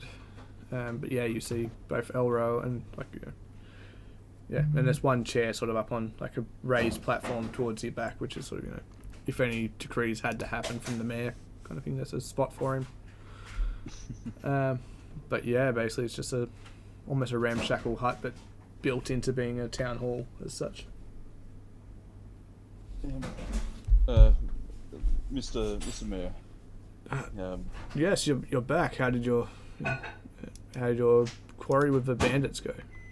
Well, yes and no. There's some developments in this. We have found the vial. You found it. We'll bring it here, but put it on the table. Let's see it. What is it? We cannot open it. Or if we do, we will get exposed. How we know what we're dealing with then? Then I ask everyone just to be careful. Let's cover their faces, because we have no idea what this could do. Very, very well. Sort of. And I'm gonna recommend to the party, to everybody but Vinda and the mayor be in the room and present, because if anything does go down, so he's like, my suggestion, friends, would be those interested stay in the room, but those who are not needed to open up the vial, it only takes one person to open up the vial to confirm the contents, we should leave. it's just the lever bounding, but yes. Yep. So who's leaving? Who's staying? I'm Wait. leaving. Is your character leaving the room, or are you staying in the room? What did Binder do? Oh. I'm getting ready to open up the. He's still staying there to open it. To open the vial. To open it, bounding around it. Yeah, no, fuck that. I'm out. So, yeah, Zenzi's out. The hospital workers I didn't understand figure it out. this. We ain't got our N95s, we ain't got our gowns, we ain't got no MRSA shit to go for. Like, we get out. No mask will cover my trunk. Okay. That is true. Sorry, I just got back. Why are we opening the vial? Because Erlo wants to see what it is. Like he understands if people want to leave, like go out, but he needs to see it and see what he can ascertain from it. Basically, not opening the vial, it's opening like it's wrapped in a cloth. He just wants to see what the vial is, so he might be able to, like ID it, or if there might be pictures in books of that vial or so on and so forth. Like Motherfucker's crazy. I would suggest, because I have been handling it, if you are scared of being sick, please leave.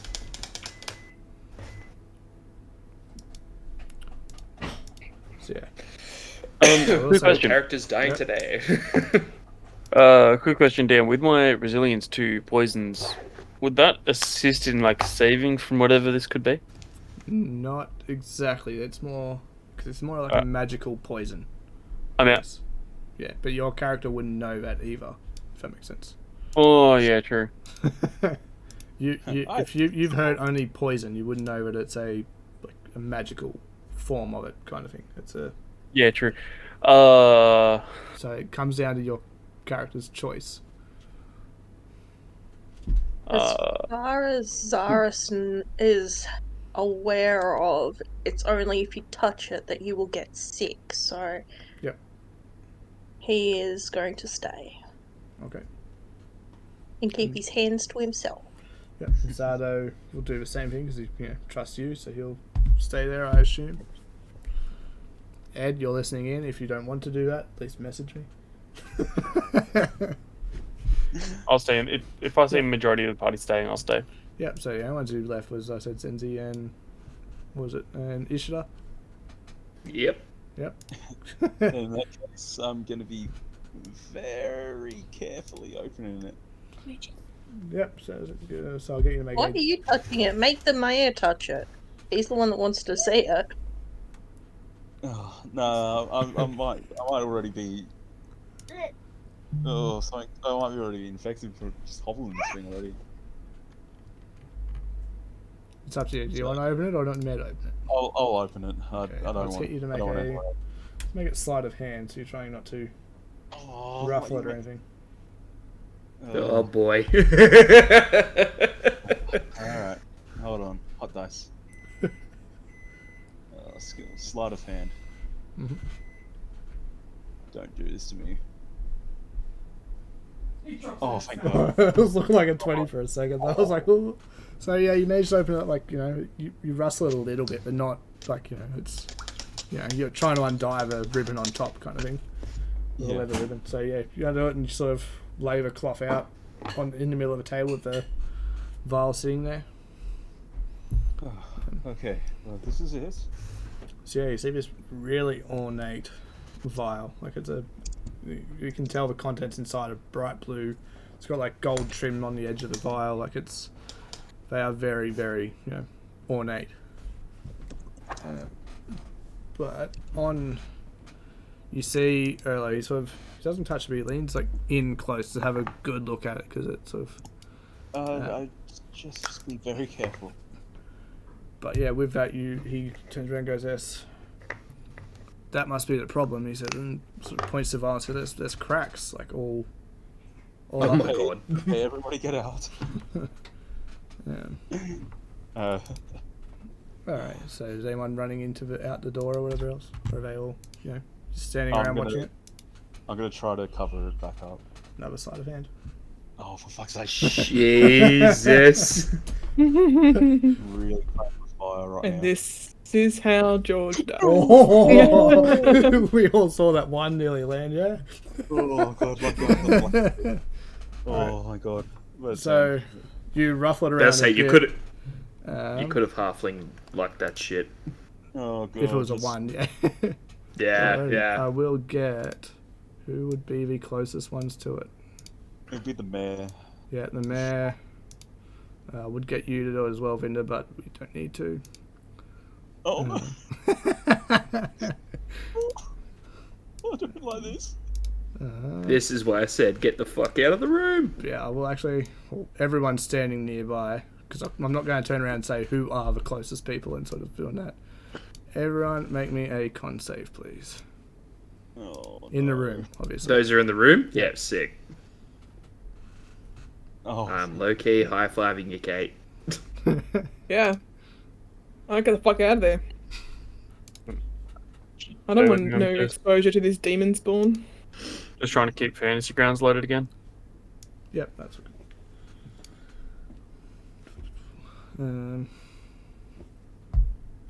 Yeah. Do you want us to be able to see what you've got on the screen, babe? Because we can see your table. What's up? Oh, you can see that. Yeah, that's all. That doesn't matter. It's only telling you the names of things. Oh, it's alright. I'm just making sure. Yeah, it's just I'm trying to. Yep, there it is. Oh, actually, let me just roll that. Oh shit. I have to message you too, George. Actually. Oh, the con save was it? Yeah, con save. 13. Just made it. Ed will get you to do one when you come back next week. I don't want to roll your con save for you. But yeah. Alrighty. So everyone in the... let me roll one for...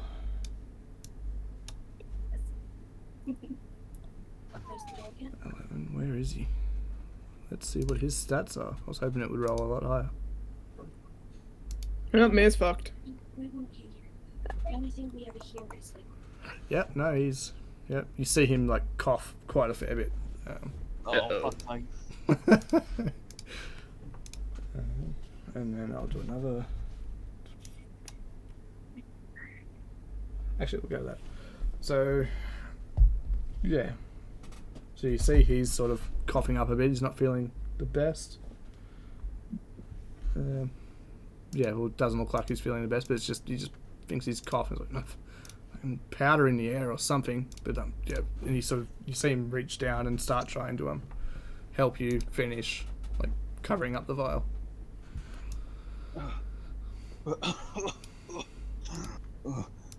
Okay. Alright, okay. So I would say you would have gotten the breath in anyway, Binder. So. Yeah, no, that's definitely for sure. Okay. Yeah. We cannot allow this to get out.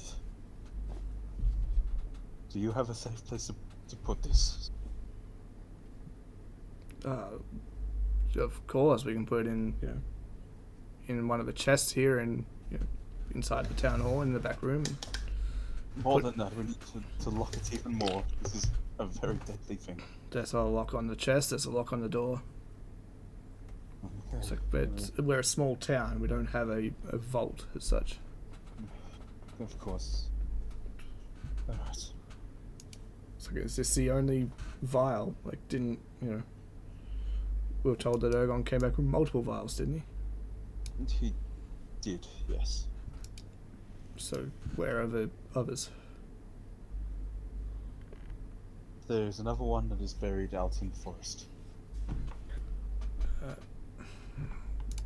Okay, considering you're the only one who seems to know about that, I'll leave that.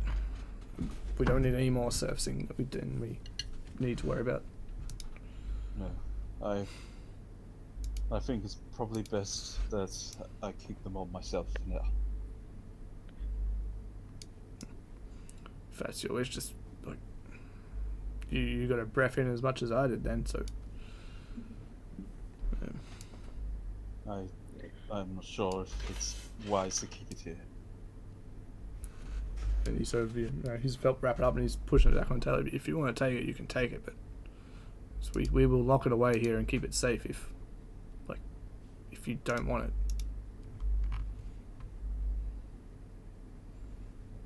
We'll probably keep it safe here. I'm not too sure. I can't think straight. That'll happen. And we're getting towards about lunchtime now as well too. Yeah. Just for that, but yeah, you guys are sort of. Yeah. I said those outside heard sort of like some people going, oh shit, like fucking cover it up, like that sort of stuff. But yeah, everyone outside has no idea what the hell's going on inside. Do you think that anybody got what was in the vial? Definitely a possibility. There's no way all that commotion couldn't have mean nothing. By this time I think we'll be able to get out. Yep, so you guys are walking out and leaving the vial with Erlo? Yeah. Yep. Too easy. Well, he takes it and he'll lock it in the chest out the back of the town hall kind of thing. How did it go? Just as well as you would expect. Sam looking you over. So, I don't know how to actually identify this thing, so show me your arms. You know the symptoms won't show straight away. Do you pull up your sleeves or anything, Binder? I do, yes. You see traces of blue veins up near your elbow. Fuck. It's like, uh-oh. I read more on the frigid blow just then, and I had to actually roll a d4 when you got sick to see how many days before the symptoms showed up. Oh, goddamn. Yeah. And I'm like, oh shit, I didn't read that. I thought it was just 10 days later. That's all right. No. One day later. No, If you're it makes unlucky sense. enough. Yeah. Well then. That's not good. Not good at all. Just puts his hand to his hilt. Say, if you don't wish to suffer,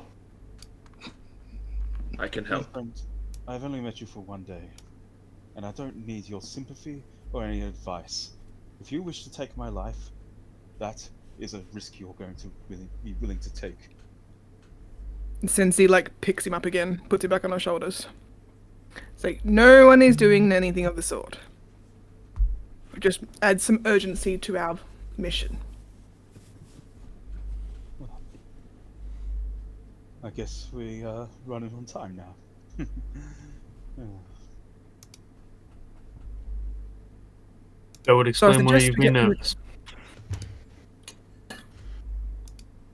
What was that? Sorry, You go. No, you go. that would explain why you've been nervous, Vinda. Nervous? No, no. Like I said, I'm never nervous. Well, perhaps with blue in your veins like that, who would be? If you're thinking of my stuttering, it is not. It's been there for a very, very long time. I have also Very well. adjusted your speed, Vinda. So now that the mayor has verified it, do we now look for the cure for it? The best place to start. I mean, obviously, we should probably do that with some haste. The best place to start was where we found it, which was in Salzwald. But hopefully the cure is there, and we'll be able to, well, of course, find it. How far away is it? It's over in Eisencross. And you would know. We need to go now. It's, 10 days travel on the ship to get to Isocross? Of course, it's 10 days. Yeah. God damn it. Yeah. And then it's about a week's travel to get to Salzwald. Oh my god. So, theoretically speaking, you don't have enough time. What are you talking about? Of course I've got time. The others took 2 months. Judging from that, we do have a substantial amount of time. Whether I make it that long, or if I don't fare as well, that is up to the gods. Well, let's try not to anger them more than we already have. No. Don't worry Questioning if the gods actually came up with this concoction, or if this was actually man-made. This was man-made. Well, as man as any horrible mortal being can be. But yes. I think we need to go to Isocross due haste.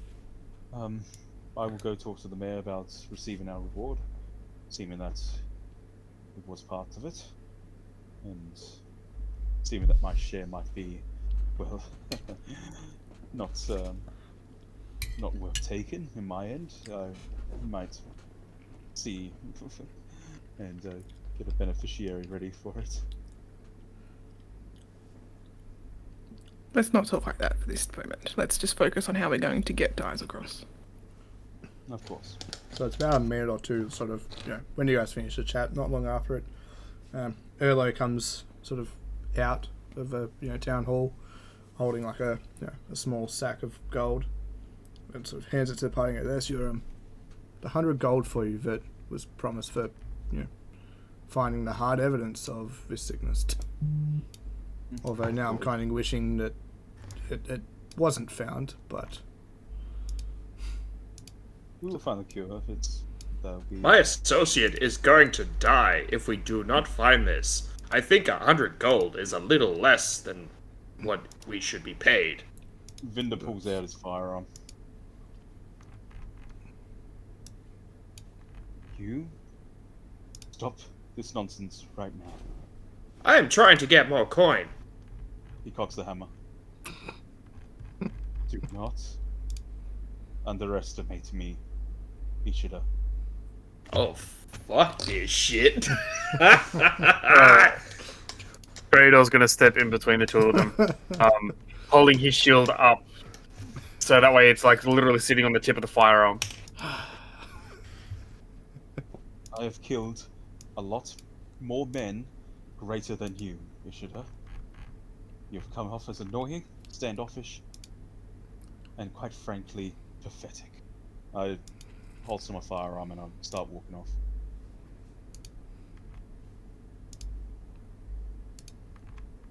Zaris has just watched the whole I thing. feel like this holding is just the bag like of coin. goading a reaction. PvP has to be approved by both parties, remember? You guys are entirely welcome to do whatever you want, but it's up to you guys. both have to accept it. It's the rule. Do you really want to do this? We've already killed one character, Ryan. Oh, nah. I reckon Ishida would do much better off. But it might be the guards that kill him. The same, looking around, you do see like a handful of like glass blades, Yeah. all like readying themselves.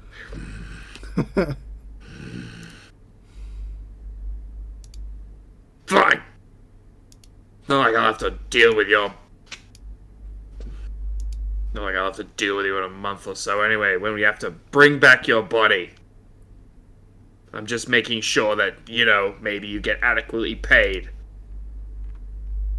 I'm not listening, I'm walking. I'm walking. I'm talking. But yeah, Vinder's, he's not quite a happy chappy at the moment. Fair. Binder has left the building. Ishida. Alright. So with that, Yes. you guys had the Steam is trying gold to party. breathe, trying to keep from him going into a rage. Ed said he'll slap you both if he's PvP. Yes. Yes, Creator. What is it? I think perhaps laying off Vinder might be a better idea. He's gone through a lot. I've only been watching for a few days, but there seems to be a lot more tailing there than we think. But it sounds like he was the one who caused this problem in the first place. Whether he caused it or not, Ishida, doesn't mean that we need to escalate it. Not when we need his help.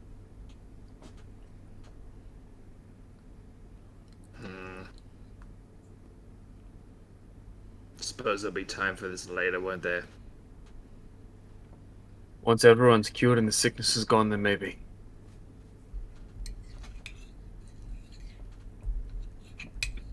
Aren't you worried that he might spread it to the party? Admittedly, yes. But at the same time, I've made an oath to stand by him. I made an oath to stand by and find this cure. So I'll do what I need to. Well, here's hoping we didn't back the wrong horse. I'm doing this to make sure people are safe.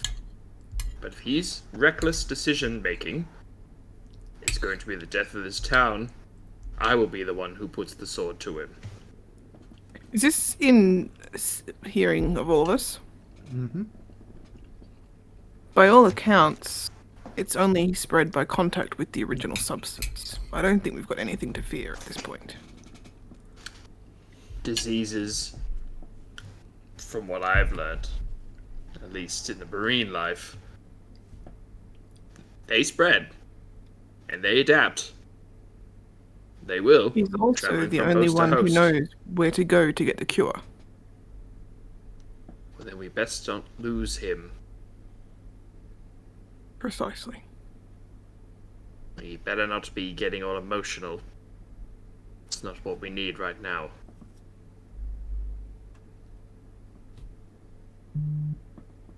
We should find him. You find him. I'm gonna rest.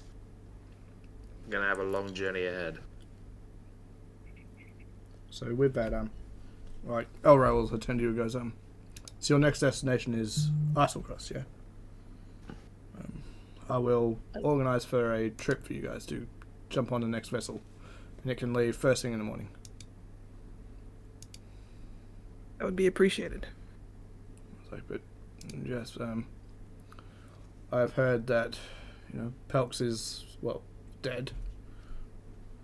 There are some rations, sort of, that the local hunters were getting ready to give to her store to sell.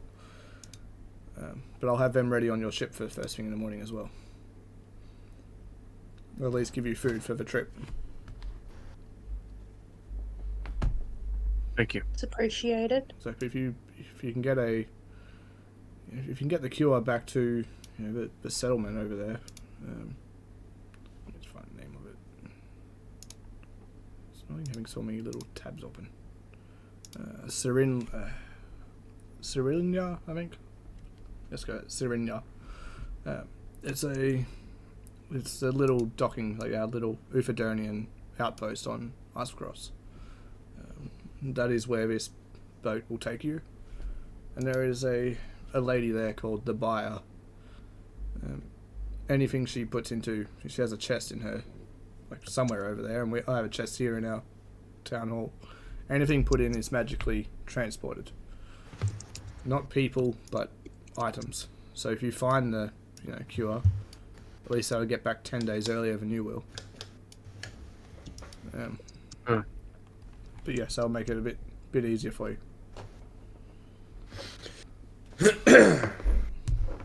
Yes. This is the mayor that's speaking, yeah.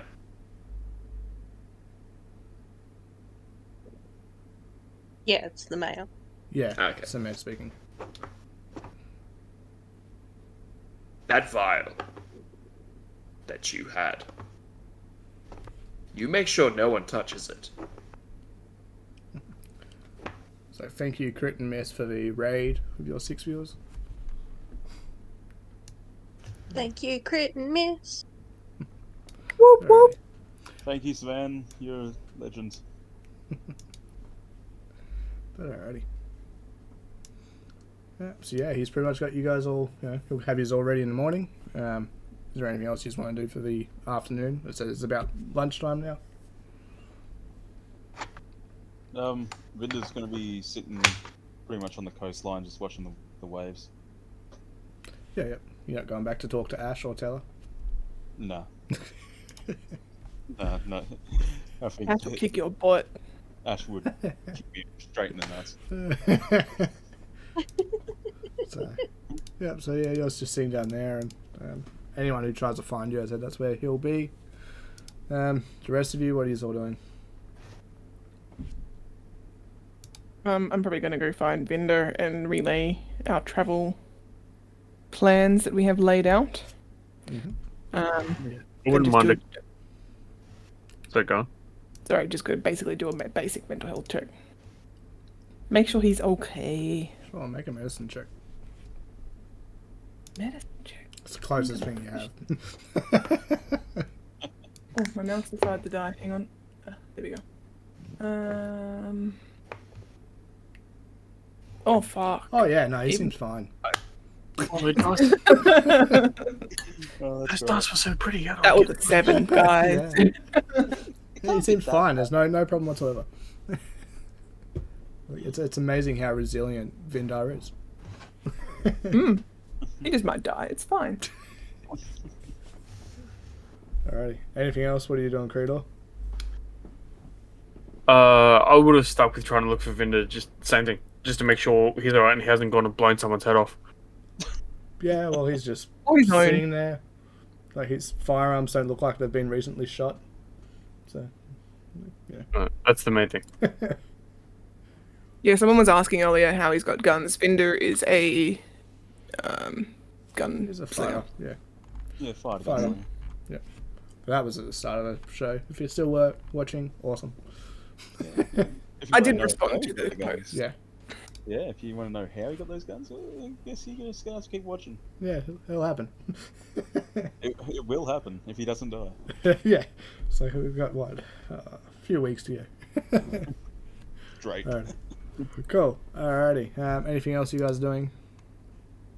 Or just sort of chilling out, sort of whatever else? Cool. I think if anything, Mm-hmm. would have gone and found someone to have tea. Yep, so yeah, the main place in this, because it has a tiny town, the only main place is the inn. But he has like this, because he doesn't have many guests there, he just does like his one pot meal kind of things. Still yeah. rule. Yeah, he's just like a stew pot kind of thing. Whatever he has on him. It's like a handful of veggies and stuff, but there's not many of them because they usually have to be imported into where they are. Yeah, but he's got plenty of it's just he's just calling it the mystery rabbit stew. Basically, it's it's got rabbit in it, but that's Lord. about it. Like, Or what he calls rabbit. what he thinks is rabbit. The hunters came back and told him it's rabbit. That's that's all he He's knows. all want me to eat rabbit. That's all I'm telling you. Yeah, pretty much. So, yeah, Is there a weapon shop or a blacksmith? There'd be like a minor blacksmith there, yeah. But he sort of only does like, cart maintenance for the travellers that come in and makes the basic stuff for the town.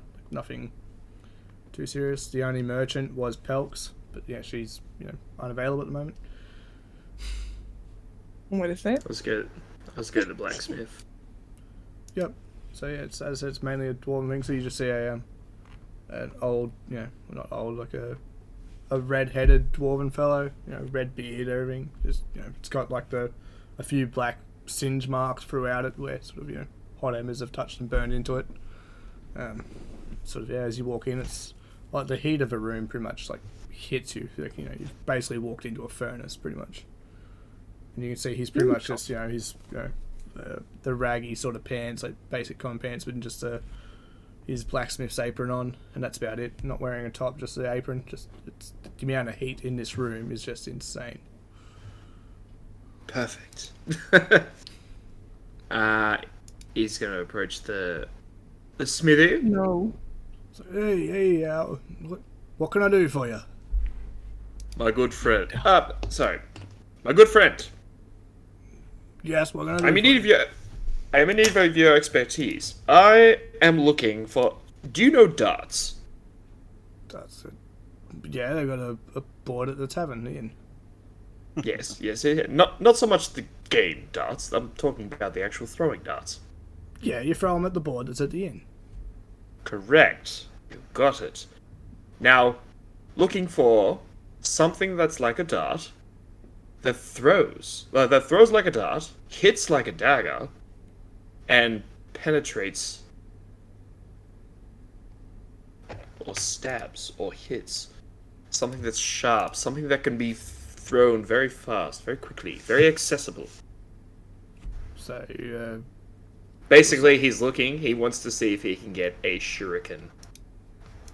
I'm sure if you draw, like, instead of just sort of talking about what it is, if you sort of go, look, I want something that's like this, and you draw it up and show him, he might be able to make it, but he's unsure. Yeah. Like, he said he'll try and make it, like, before you sort of head off tomorrow. But he'll, it'll depend on how he sort of rolls, I guess, so to speak. But otherwise, he can definitely have some back by the time you get back, you'll definitely have made, a collection, I guess. Or he can, because he knows about the chest to go over to the outpost anyway. He said he can make some and get them put into the chest, and you just have to see the buyer when you get over there. So he kind of just draws up like he draws like a 4-sided star. Yep. And just shows him it's like just something that can be held and that can be thrown. And has to be sharp. Can you do this? Well, Probably. I mean, it's a custom job, and you know, you see him motioning with his hands about the rough size that you're talking about and whatever else, and yeah, I can probably get them made. How many can you get made? Depends on when you want them. I can try and get them done soon, but they're not going to be, So he's sort of looking, this going. is the part. He hasn't made them before, so he doesn't. You've got to give him time to make. You know what I mean? So this is where Yeah. Ishida is going to call over his crow. Yeah. Like first time it's come out. Mhm. So okay, here's what I'm thinking. You get them done. You get them made. My crow sort of kind of knows where to go. He's kind of like a homing crow. Send it with the crow. Mm-hmm. So I assume you've told him you're heading over to Islecross, or you haven't told the blacksmith?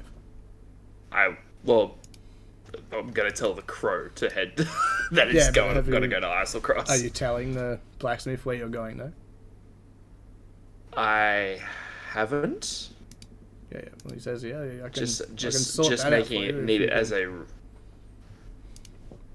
a. It's like, I mean, we're going to Islecross. If you're able to send it there, that'd be great. But So otherwise, he just goes, "There's a chest that I can."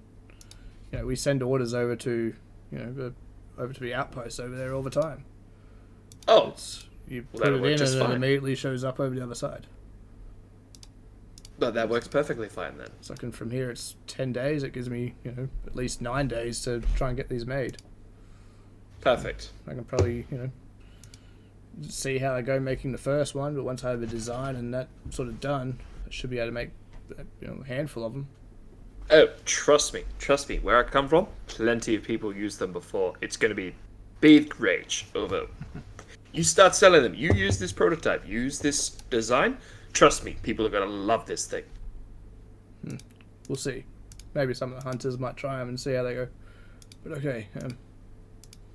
He sort of looks and goes, "It'd be 25 gold, and I'll custom order and shipping. 25 gold for how many? Hopefully at least 10. It'll depend how I go. At least 10.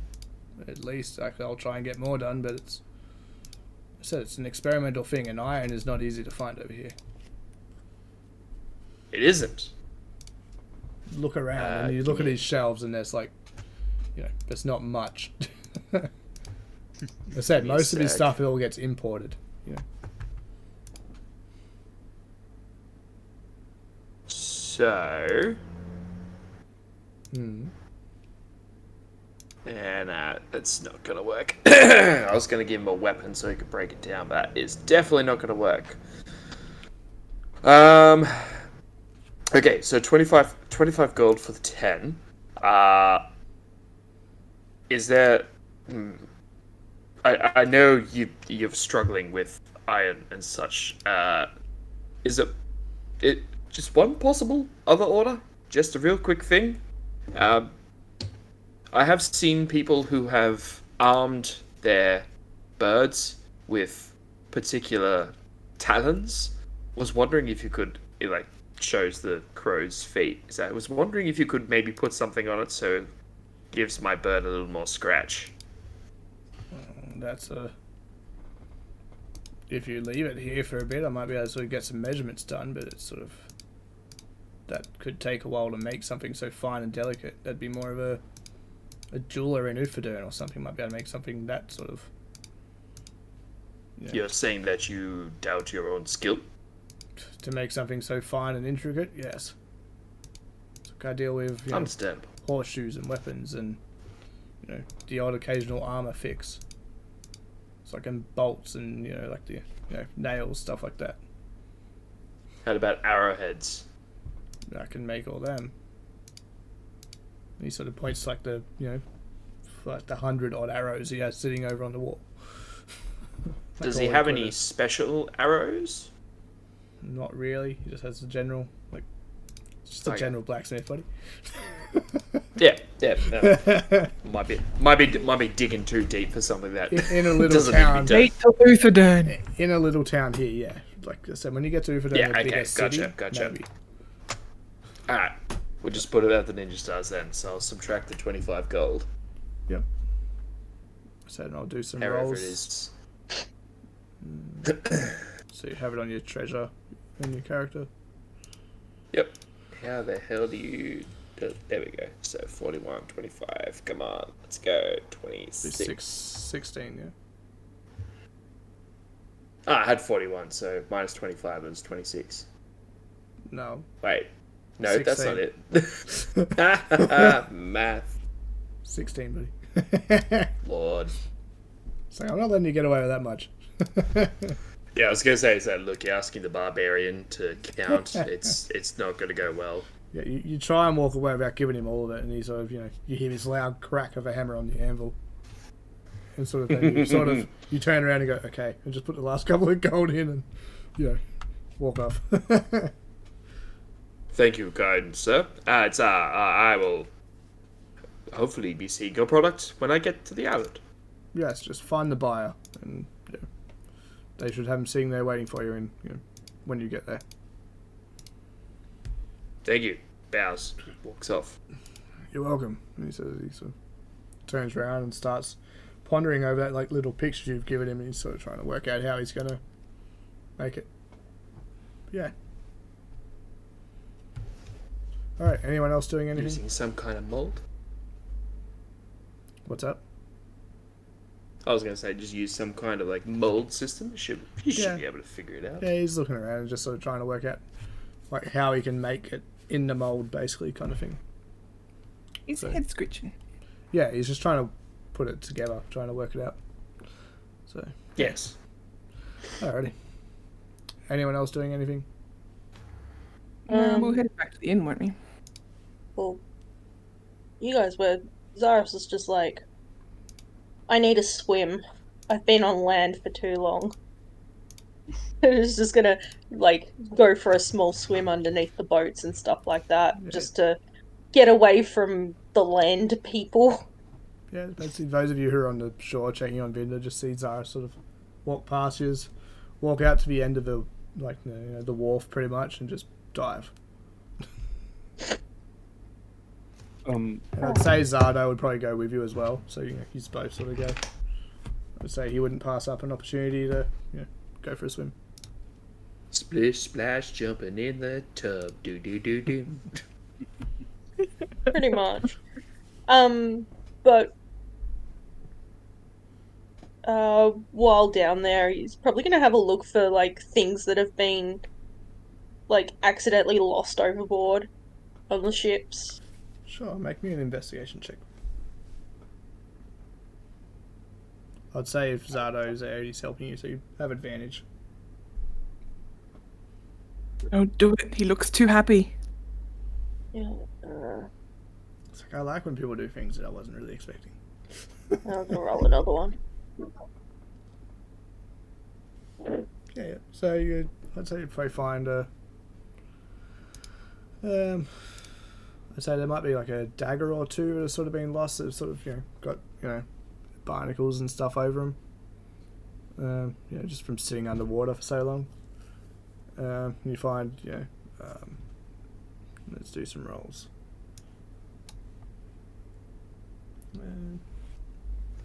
So I'd say it's probably 68 silver or so.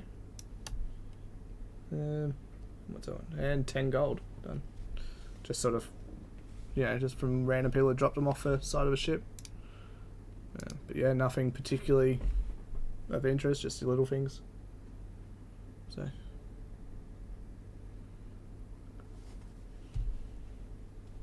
Alrighty. Anything else for anyone? Vinder's probably still just going to be there. Yeah. Puffing and puffing. No, not puffing, just pondering now. Yeah. So with that, also, once it starts getting darker, everyone sort of returns to the inn and, takes part of the mystery rabbit stew. and you see, Irvin, Honor, and Magic as well. They're sort of, they're enjoying their night because they're not quite sick yet. You know what I mean? They're just sort of, just enjoying it all, and pretty much just enjoying their feed, and they're laughing and carrying on as families do. Yeah, it's just a quiet night in the tavern. Vinder's just going straight to his room. Yep. Too easy. So I'll say you guys all, all go up there. I'll take the gold out of sort of the group money that's there and distribute it after. Okay. So it's just easier than trying to get everyone to do it themselves. But yeah, first thing in the morning, you guys all get up and all come downstairs, and once again, it's just pretty much your basic oats, and if he likes you enough, he might give you some more ham. But other than that, it's just basically oats. I'm good with that. Yeah, but as you see, if any of you peek in the kitchens you walk past, you see him just pretty much scooping out like a big ladle, just for every bowl of oats is basically just one big scoop out of a ladle out of a big big urn kind of thing. Like just all in the heat, but yeah, you can tell it's all just one big pot. Yeah. That's fine. So Vinder will be eating by himself, and just seems to be, from what you can see, he seems to be writing a letter. Too easy. Anyone going up to check what he's doing or anything? I will. How could I tell? Everyone's just like, oh fuck. Vincy's going to stand back and watch this exchange. What you writing, Vinder? None of your damn business. I like to write haikus whenever I feel lost in mind. My master taught me that. Well, quite frankly, I do not care, Ishida. And so take a sip, keep writing. He frowns deeply. He's like, we don't speak so idly about the dead. Well, good thing I'm not dead. I wasn't referring to you. Tell me, Ishida, what are you here for? Are you here for money, or are you here for something else? Because, quite frankly, at this moment, I do not care. And quite frankly... I know you do not care. And that is fine. You're allowed to not care. I, in fact, sometimes do not care. But I take all the other things into consideration as well. About the greater good. For example, the fact that you are doing something good to help these townsfolk, and that you have taken the sacrifice for doing so, you should be proud, Vinder. It is a very noble cause that you take. Ishida, I've heard many times about the greater good. The greater good of nations going to war for all sorts of things. These people have nothing. And yet you know nothing of the greater good. You just see... I do not. Then... That is why I sought it out. Well, I have something to tell you then. You're never going to find it. Now please leave. I'm starting to think that way. And He just walks off. He's like, yep, no helping him today. angrily drink my tea and keep writing. Yeah, I'd say about that time, like you hear, the door slam, like not slam open, but open hurriedly, and Elro, walks in, and he goes, "Are they, like speaking to the barkeep? Are they upstairs? Are they well?" He turned around and goes, "Oh, so you've heard, Mr. Mayor? Yes, the girls are sick." Like referring to Honor and Magic, like Irvin's kids. From the day before. Yeah. So yeah, he's like, and you see sort of Irvin, like he recoils his hand and tries to hide it behind his back away from the barkeep, but closer inspection from you guys on the other side, you can see his blue veins showing up on his hand. Is there a reason that these guys are showing symptoms faster than anyone else? Just Bad unlucky. rolls. Just unlucky. Yeah. No, I'm just that. Yeah, that's, just it. that's all it really is. It's just unlucky. Like, I will tell you guys that if you do get infected, in 1d4 days after you get infected, your symptoms show up. So depending on how lucky you are or unlucky you are, that's when it shows up. Huh. So. Yeah, so don't get infected. Yeah, don't get infected. So that's the moral of the story there. It's like the benefit of hindsight is. Don't Just stand in the don't- room just when they don't open the do vial. Okay, just don't touch it. That's right. But alrighty. So I say, Elro then tells you guys, quick, the boat's ready to go. The sooner you guys set off, the sooner you can hopefully find a cure for those of them who are ailed. I finished downing my tea and fold up a bit of paper. Start heading off. Yep. So to which the barkeep also turned around. It's not they're going for that. Hang on, and he sort of comes out with the big pot that he had of the stew. And goes, here, you guys take this, take it for lunch or something or dinner on the ship. It should still be fine by then. Appreciate it, thank you. You look in the pot and it's about half full, I guess. So it'd be I'd say about maybe 10 rations worth, kind of thing. Mystery meat. Mystery meat. So yeah, It was mystery rabbit. yep, not mystery meat. rabbit stew. We're only under the assumption that it could be. Yeah, could be rabbit. You don't know. It could be rat, but It could be rat. we could were be told it was rabbit. Could be giant frog. Aww, slimy. All right, so I'll say that you guys all board onto the ship and get ready for sailing off. And with that, we'll call it to an end for this week. Yay! Go from there. Everyone levels up to level 3. Oh, what's that? Oh! So there you go. For those that have only been in one session, lucky you guys. How good's that? Yeah. But yeah, so anyway, that was a good session. Thank you to all our viewers. So you were sitting there. Says Thank you 5 for the viewers at the moment. raid. Thank you, Sven. I appreciate it. Yeah, it's awesome. So I'll talk to you through the week anyway, Sven, and we'll go from there. Alright. Alright, guys. All the best. I'll sit around for a bit after this once we finish the stream, and I can talk some of you through how to level up on Fantasy Grounds, and we'll go from there. Alright. Thanks, guys, and we'll catch you later. Thanks.